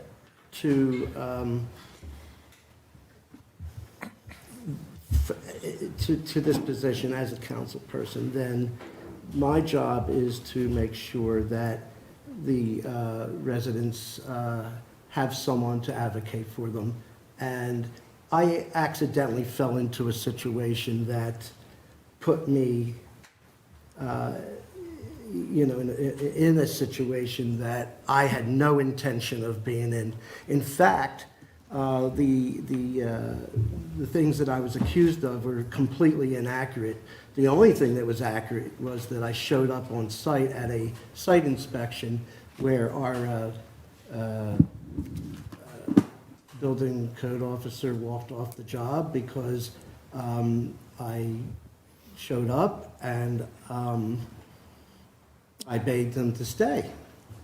I said, I'll leave if it offends you that much. Said the same thing to the person who's our FEMA, I'm sorry, what's her title, Jared? I'm a program manager, Program manager. And, floodplain administrator. and I was demonized for showing up. And the only reason I showed up was because you had asked me to go and observe and to learn about the process. I had no idea that I was not welcome. The McGraths didn't know that they were not welcome. No one told us. And so I found that very unusual. But I was cooperative and offered to walk off-site. And yet, for the last, I don't know how many months it's been, I've been not treated fairly. It's been about 9 weeks. 9 weeks then. I'll be silent now. And I will say too, for my colleagues here, because I know there was a mass email that was forwarded to all members of council about David. I already had this discussion with Manager Johnson. David was. That I did not receive a mass email with a voicemail from the borough code officer who made a recording of me leaving a voicemail without my permission, basically falling on my sword, saying, hey, people have bad days sometime, and I really want to apologize for if I caused any problems. And the gentleman did not call me back and did not want to, to discuss it. So even when I try to do the right thing, I get stabbed. So what I'll say to my colleagues, and this will be the last thing I'll say, we'll wrap this up, is David was on site at the McGrath's house because I asked him to be there because they felt like they needed someone to advocate for them, and I asked them if they would feel more comfortable if they had a member of council, and they said yes. I was working in Nashville, and so I asked David to go in my place. And if anyone doesn't like me advocating for the residents of Yardley Borough, you can vote me off. You have an opportunity next November, and I'll have more time to spend with my family.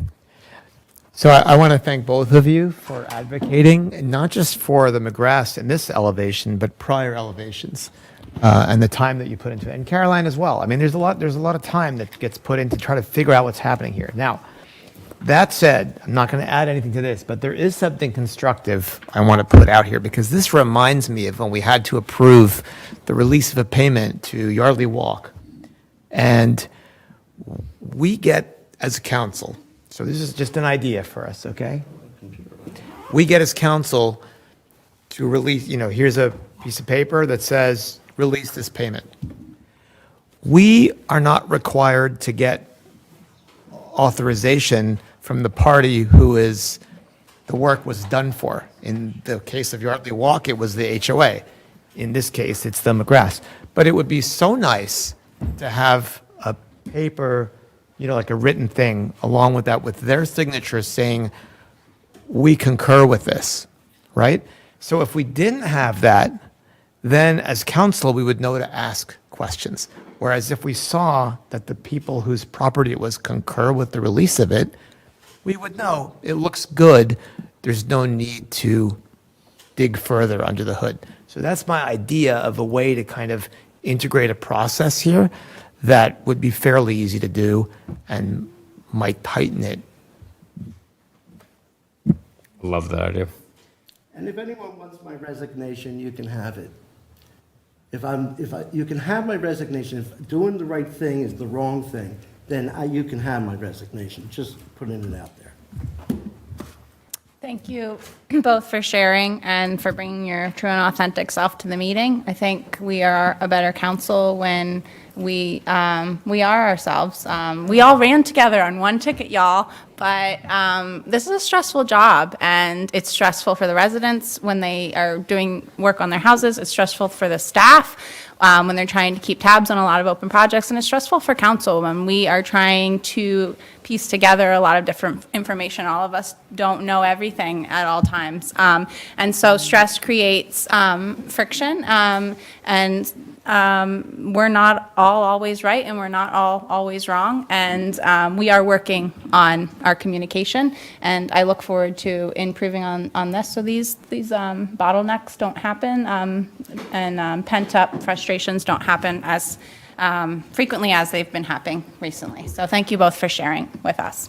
Anything else on that topic? Otherwise, we'll move on to our last order of business, which is consideration of conditional approval of 194th South Main Street preliminary final.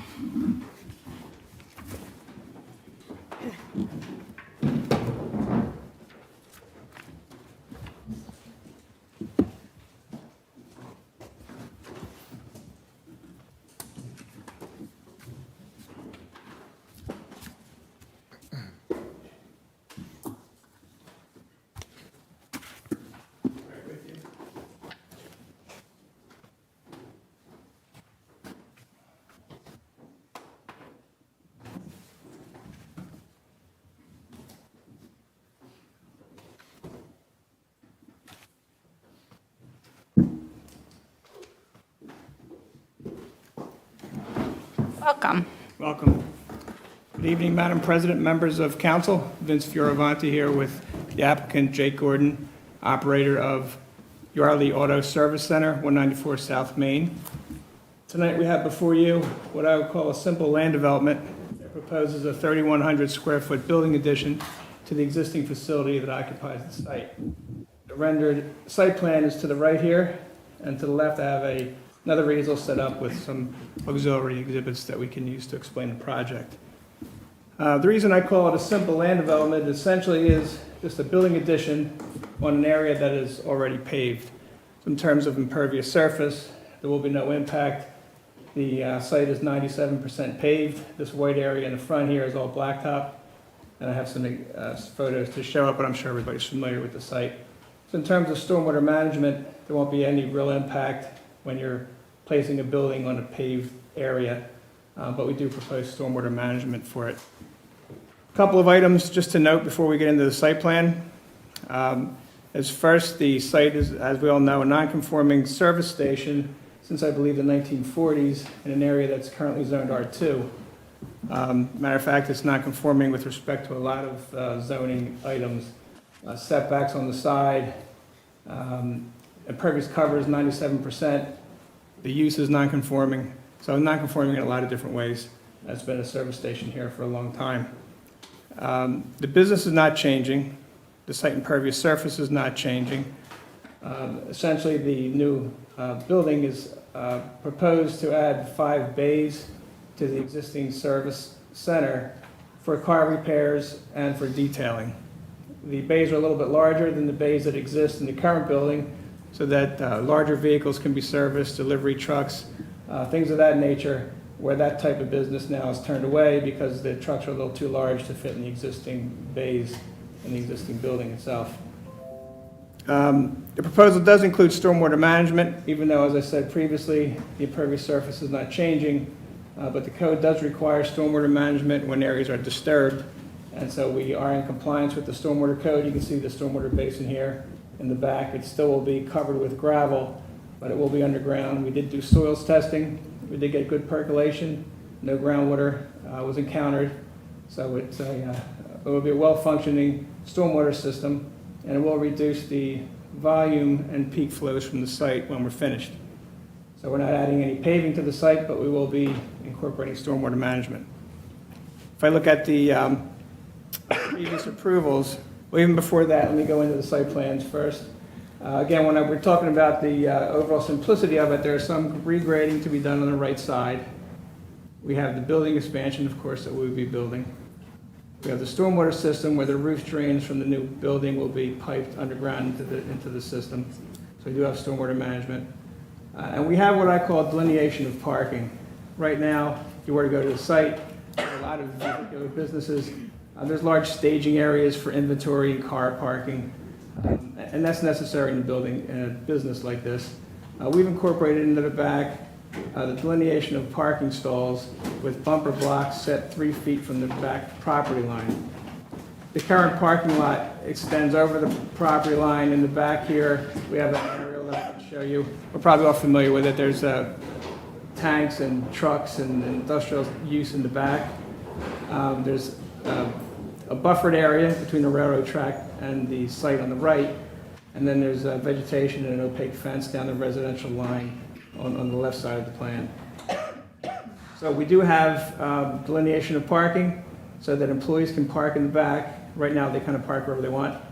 And we have a 24-foot wide aisle that could then be established. We left a staging area here because it's necessary. When someone comes to pick up their car, or you have, an influx of people dropping cars off, you need a place to store vehicles that you're going to work on. So you always need a staging area. So we have delineation of parking, stormwater, some grading, and a building. So overall, in terms of a land development, relatively simple. There's not roads and parking lots being built, building and some grading. Looking back at the approvals, we did get preliminary and final approval from the Planning Commission earlier in the year. While we went through the discussions and the reviews with the township engineer, a couple of items came up. One being that we have an existing non-conforming structure that we're expanding by more than 50%. So that was allowable only by a special exception, which sent us to the zoning hearing board. And while we were at the zoning hearing board, also if you look at the parking requirements in the current ordinance, it comes up to require 120 parking spaces while we have 15. So Liberty was, anticipating a different type of business than we have currently at the site. We have six employees. We're going to hire 3 more, which would give us 9. We have 10 employee parking spaces striped in the back. The existing 5 visitor spaces in the front are to remain. One is to be, updated to an ADA accessible space. But 5 visitor spaces in the front, 10 employee spaces in the rear, staging area in the parking lot. And if there's any questions about the operation, the variance was granted, and Jay can testify that that's all the parking he needs, that he doesn't anticipate needing more than that. Even though he has 5 more bays, he still has enough staging area that, 120 spots was just anticipating a different type of use than he has on the site. So the variance was granted, special exception was granted, and that was at the zoning board in August of this year. We also received a couple of reviews from the township engineer that we've been working through. The latest one is May 16th.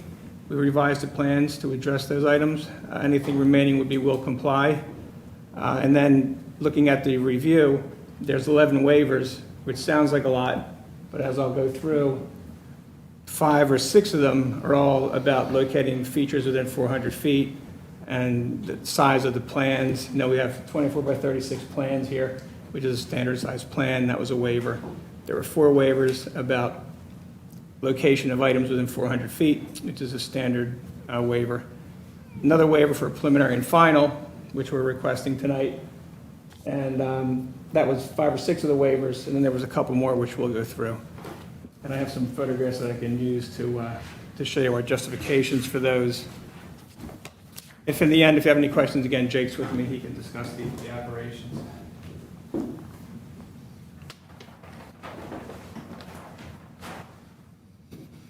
I'm turning to Exhibit 2 of 2 here. On the top is an aerial, and you can see the industrial type use behind us. You can see the buffer area between the site and the railroad, and what I would call the residential line, which is here on the plan. You can see that in the aerial. You can also see it here. There's an opaque fence, some evergreens here. So you can see there is an existing buffer between the site and the residential properties to the west. In the front, you can see the existing situation where we have sidewalk ending here, blacktop paving all the way to the rest of the site, down to the area where the railroad would be. So as we go through the waivers, waiver 1 was to allow preliminary and final submission at the same time. Justification for that is that we've gone through a lot of review with the Planning Commission, Zoning Board, Township Engineer, and we think that would be justified.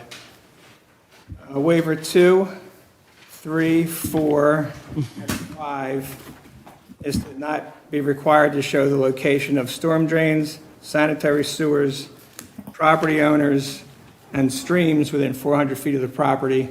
And the justification for that is that we always show any features that are relevant to the project, not necessarily 400 feet away. So we do show features that are, adjacent and around the project site, which we do on every project we do. You just don't necessarily have to go 400 feet. So that was for those waivers. Waiver 6 is the one I talked about. The ordinance requires 18 by 22 or 36 by 44 in print size, and 24 by 36 is this size. And it's typically the size we use for all of our drawings now. The larger ones, you try to open them in a pickup truck and it gets difficult, 36 by 44. 18 by 22 we feel is too small. Waiver 7, to not provide 10 feet of open space between the edge of the parking area and the outside wall of the building. This applies here. The existing parking here is up against the building. We added bollards to it. We're restriping it. We're reconfiguring it for ADA compliance. But we would need a waiver to not have 10 feet between the parking and the building.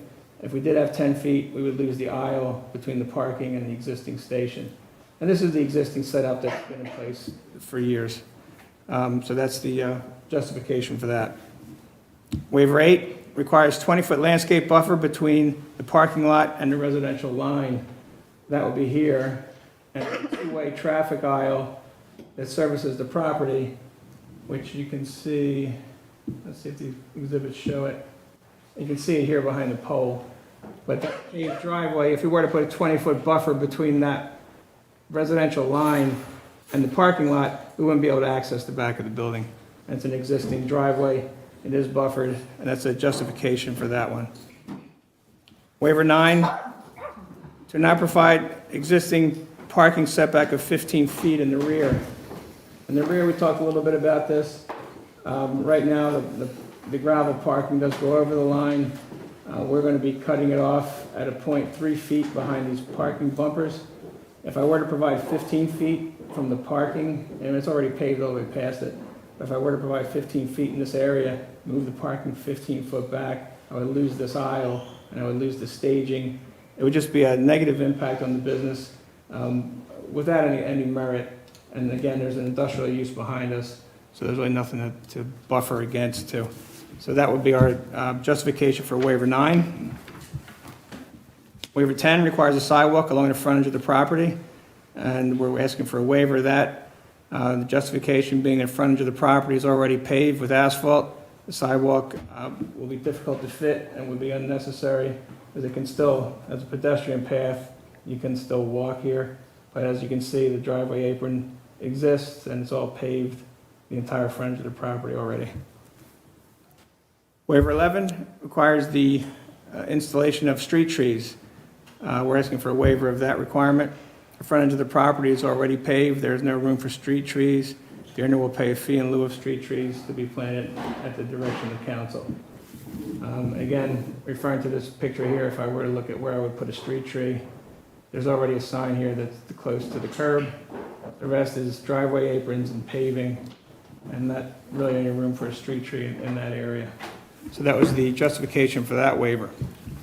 Again, the township engineer's letter will comply, and we do have the waivers that we're requesting.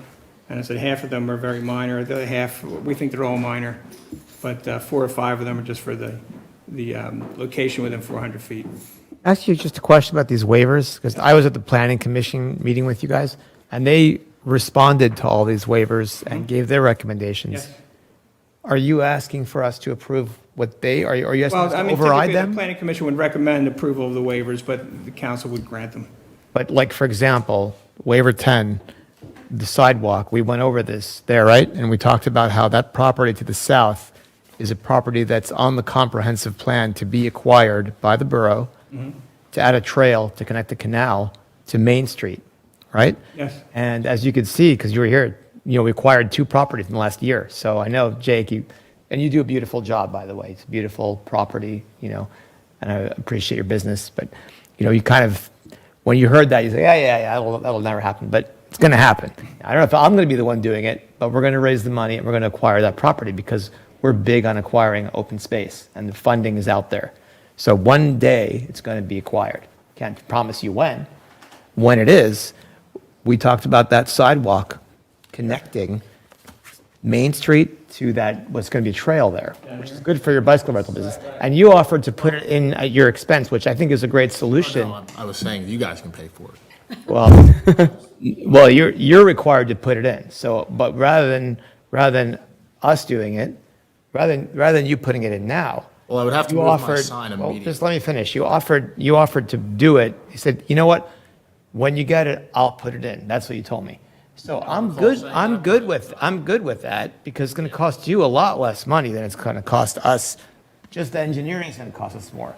Sure. But the idea that we're not going to do that because it's blacktop and there are cars going in and out of there, I think that's not fair to the residents who are going to use that as a trail. And that's going to connect the train to the canal. And that's good for you guys too. So all I'm saying is that I don't think we should budge on that. I'm not saying it's going to be immediate. I don't think it's going to be great expense to you. But pedestrians need a way to walk through from that stretch of sidewalk on the north end of your property to that eventual trail. Can I just add on to what Councilperson Finer is saying? The question, I think, is a good one, that there's an opinion statement after it, but the question at the beginning that I think would be good clarity for all of council is, of these waivers, which one are you encompassing the recommendations of the Planning Commission in full, and which are you coming back with an alternate recommendation to us? That's not clear. Well, I think that, and I don't know if there were any others, was it just that one? Well, I mean, I think we should be looking, I think for us to act, we have a board for a reason, right? Sure, They oh, went yeah, through, no, they I spent get- hours on it, right? So I don't have them in writing. it's almost like we're coming blind with the same questions they got. They're the experts. We're not the experts, actually. I happen to have been Did they there. issue a written recommendation? Because I didn't see it, the Planning Commission. I believe that they did. 'Cause I don't have it. It's not in this. If you have it, we can read through it. They did issue minutes for it, and so if you would like, I could go through, I have their minutes pulled up, that they did send over, the chair of the planning commission, and I sent them over to Yes, we the could probably go solicitor's office earlier, but I One by could one send through the those. waivers. Yeah, I could send these over to you, but regarding the waivers regarding, let's say, the 400 foot, they were in favor of those, with the exception you'd modify your plans and show the aerial photo. Right. So that's what we would be looking for regarding, those elements. The planning commission takes no exception to the sheet size. For the 10-foot open space buffer between the existing parking face and the main street and the back of the new building is agreed to be an unworkable constraint on the clearances necessary to access the fuel dispensers. The planning commission endorses this waiver conditional on some well-placed container plants. So that was for the 10 feet between the building and the Yes, yes, Okay. yeah. Then there And was- as we've worked through too, is those existing spaces in the location of your fueling station, per the ordinance, it's an existing nonconformity, is there's no way to maneuver those 5 existing spaces when the fuel station is occupied. Can I just jump in for a second? I'm going to back out of the minutia for a minute. I was there, but nobody else was there. The process seems a bit odd to me because if they did all this work at the board to go through all this, right? And we're faced with to prove the work that they did and we're good with it, that makes this very easy. If they're asking us to override specific things that they did because they have some justified reason, we could consider those things. But right now, we're flying blind with this and what you're reading us off your screen. So I don't understand I would think to act on normally that. the Planning Commission's recommendations are familiar to the council when we get here. And we're in agreement with really all of them. I don't believe that we're, It's all worked out, basically, Yeah. right?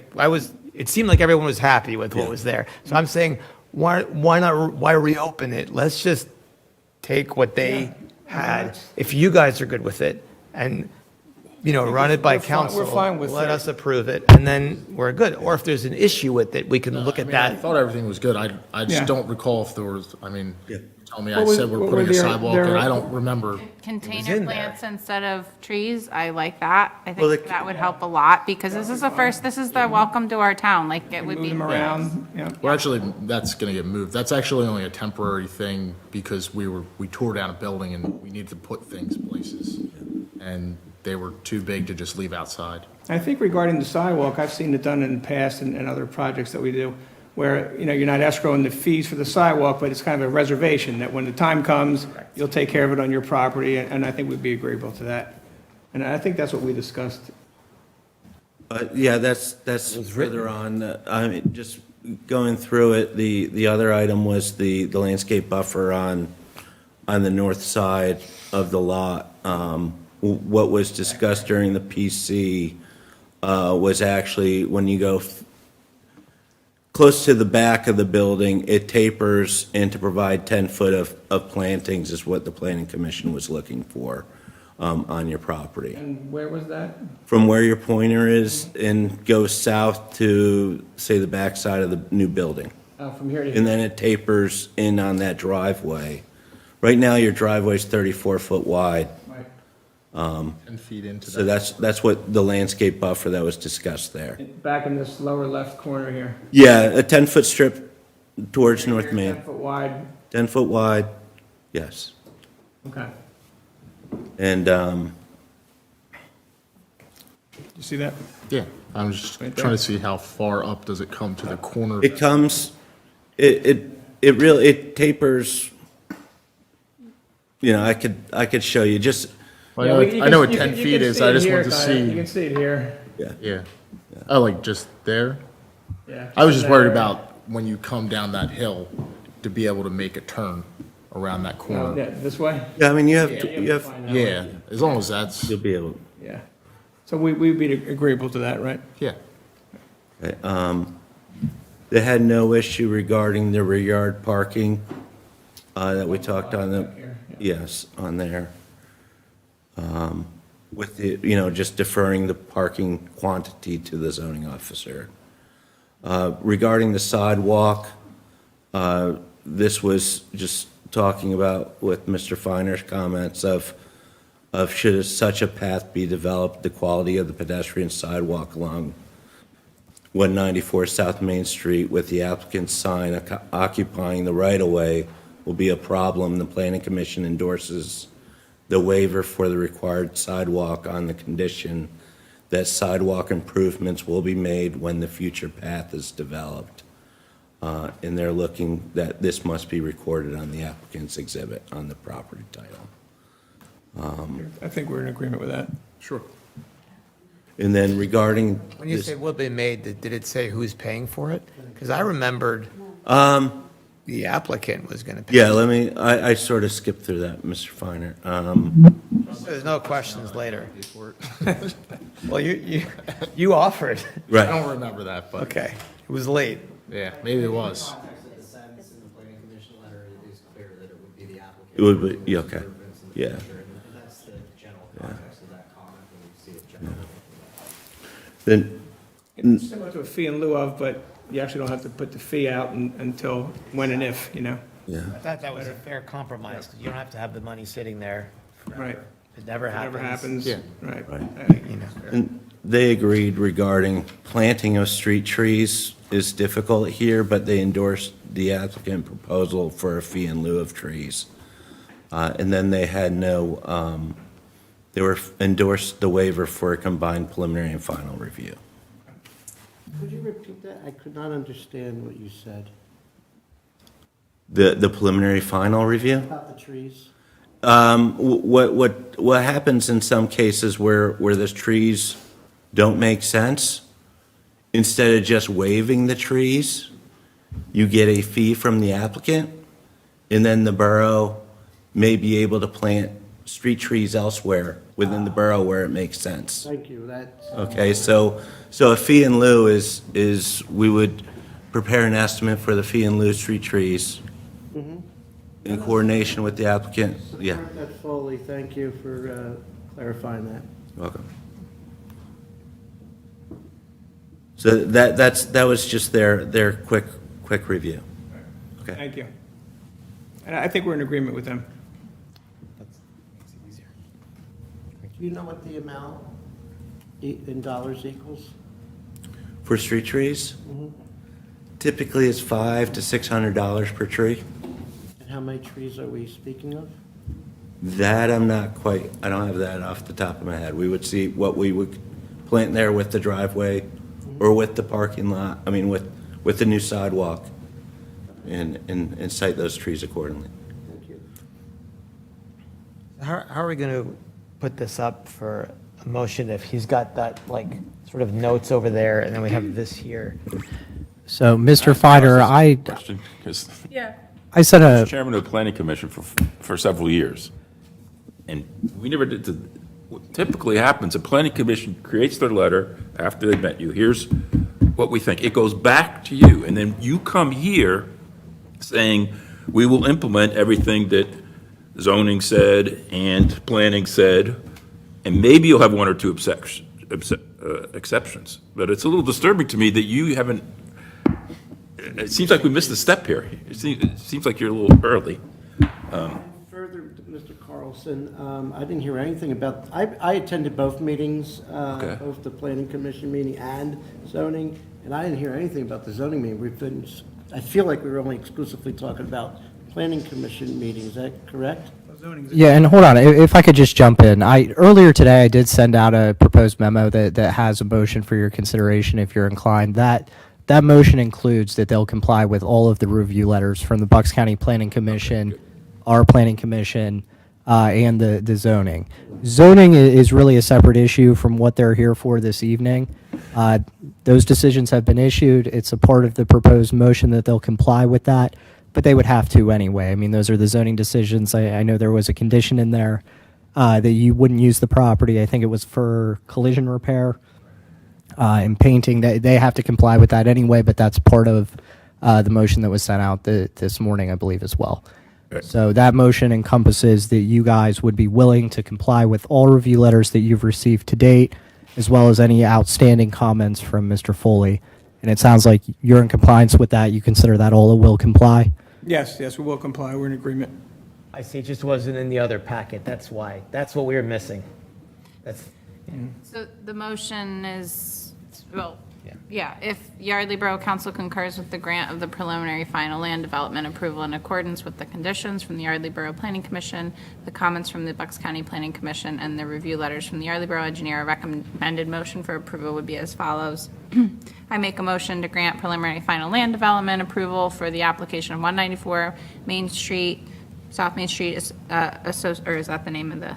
194 Main Street Associates, Inc., dated February 20th, 2024, with the following conditions. Applicant shall comply in full with all requirements. Applicant shall comply with all conditions set forth in the prior decisions. Applicant shall comply in full with all conditions, I didn't read the full thing. Prior decisions of the Yardley Borough Zoning Hearing Board, including the decisions from the hearings dated April 24th and August 26th. Applicant shall comply in full with all conditions set forth by the Yardley Borough Planning Commission in May 9th, 2024. Applicant shall comply with all comments from the Bucks County Planning Commission set forth in the review letter dated February 15th, 2024. Applicant shall comply with any and all additional and outstanding review comments from the Yardley Borough Engineer for the plans to be considered final. So does anyone want to make that motion? So moved. Is there a second? Second. Motion was made by Councilperson Siegelmar, seconded by Councilperson Scherer. Any questions of the applicant? Yeah, so not so much a question of them, but for everyone in the room. One of the concerns that I have, so I'm looking at the letter from Curtin and Hefner, and point number 10, and this is the recommendation from the planning. It says to maintain the existing asphalt frontage, but within the right-of-way where a minimum 4-foot sidewalk and 6-foot landscape strip between the curb and sidewalk is required. So what we've talked about here is different. So how do we log that to where we're... It says at the top that these are the waivers that the applicant is requesting, a waiver from that. Right, but if we grant away, we just asked them if they would, when the time comes, if you would install a sidewalk and move the sign. Yeah, so because it's incorporated into the Planning Commission letter, that's a part of the motion that was just read. Okay. They're saying, we will comply with all of those letters that have been previously provided and the recommendations set forth in this letter. And that's typically how you see it, and they've confirmed that they will comply with that. Okay, great. That was less of an accusation and more of a just making sure everything is here. It's confusing. We're Yeah. maintaining it, overriding the waiver And the main request. reason why I say it's important is because, okay, as it is right now, you have to cross the street anyway to continue on in the tunnel. But if we do acquire that property and it creates a connection, I'll know about it to then just keep walking on the sidewalk across your property. But a visitor to Yardley might not know. It's like, oh, I'm on private property now. It's a business, but it's this. The sidewalk, it becomes Right. clear. That's the only reason why it may seem like we're harping on this one thing. But I think we can cross that bridge when we get to it and have a discussion. I mean, you're a reasonable person and we know where you live, so we can always come and talk to you about it. Of course. And vice versa, you can come and talk to us about it. Any other questions? I'd just like to hear from the borough engineer. Are you comfortable with this? Yeah, yes, we are comfortable. Planning committee and We- yours? Yes, and we did receive the resubmission, and we've been reviewing it. We anticipate issuing out a follow-up review letter next week, as it does need to incorporate some of these elements as well. But overall, with these waivers, we're fine with them in general as well, with the, additions that the planning commission recommended as well.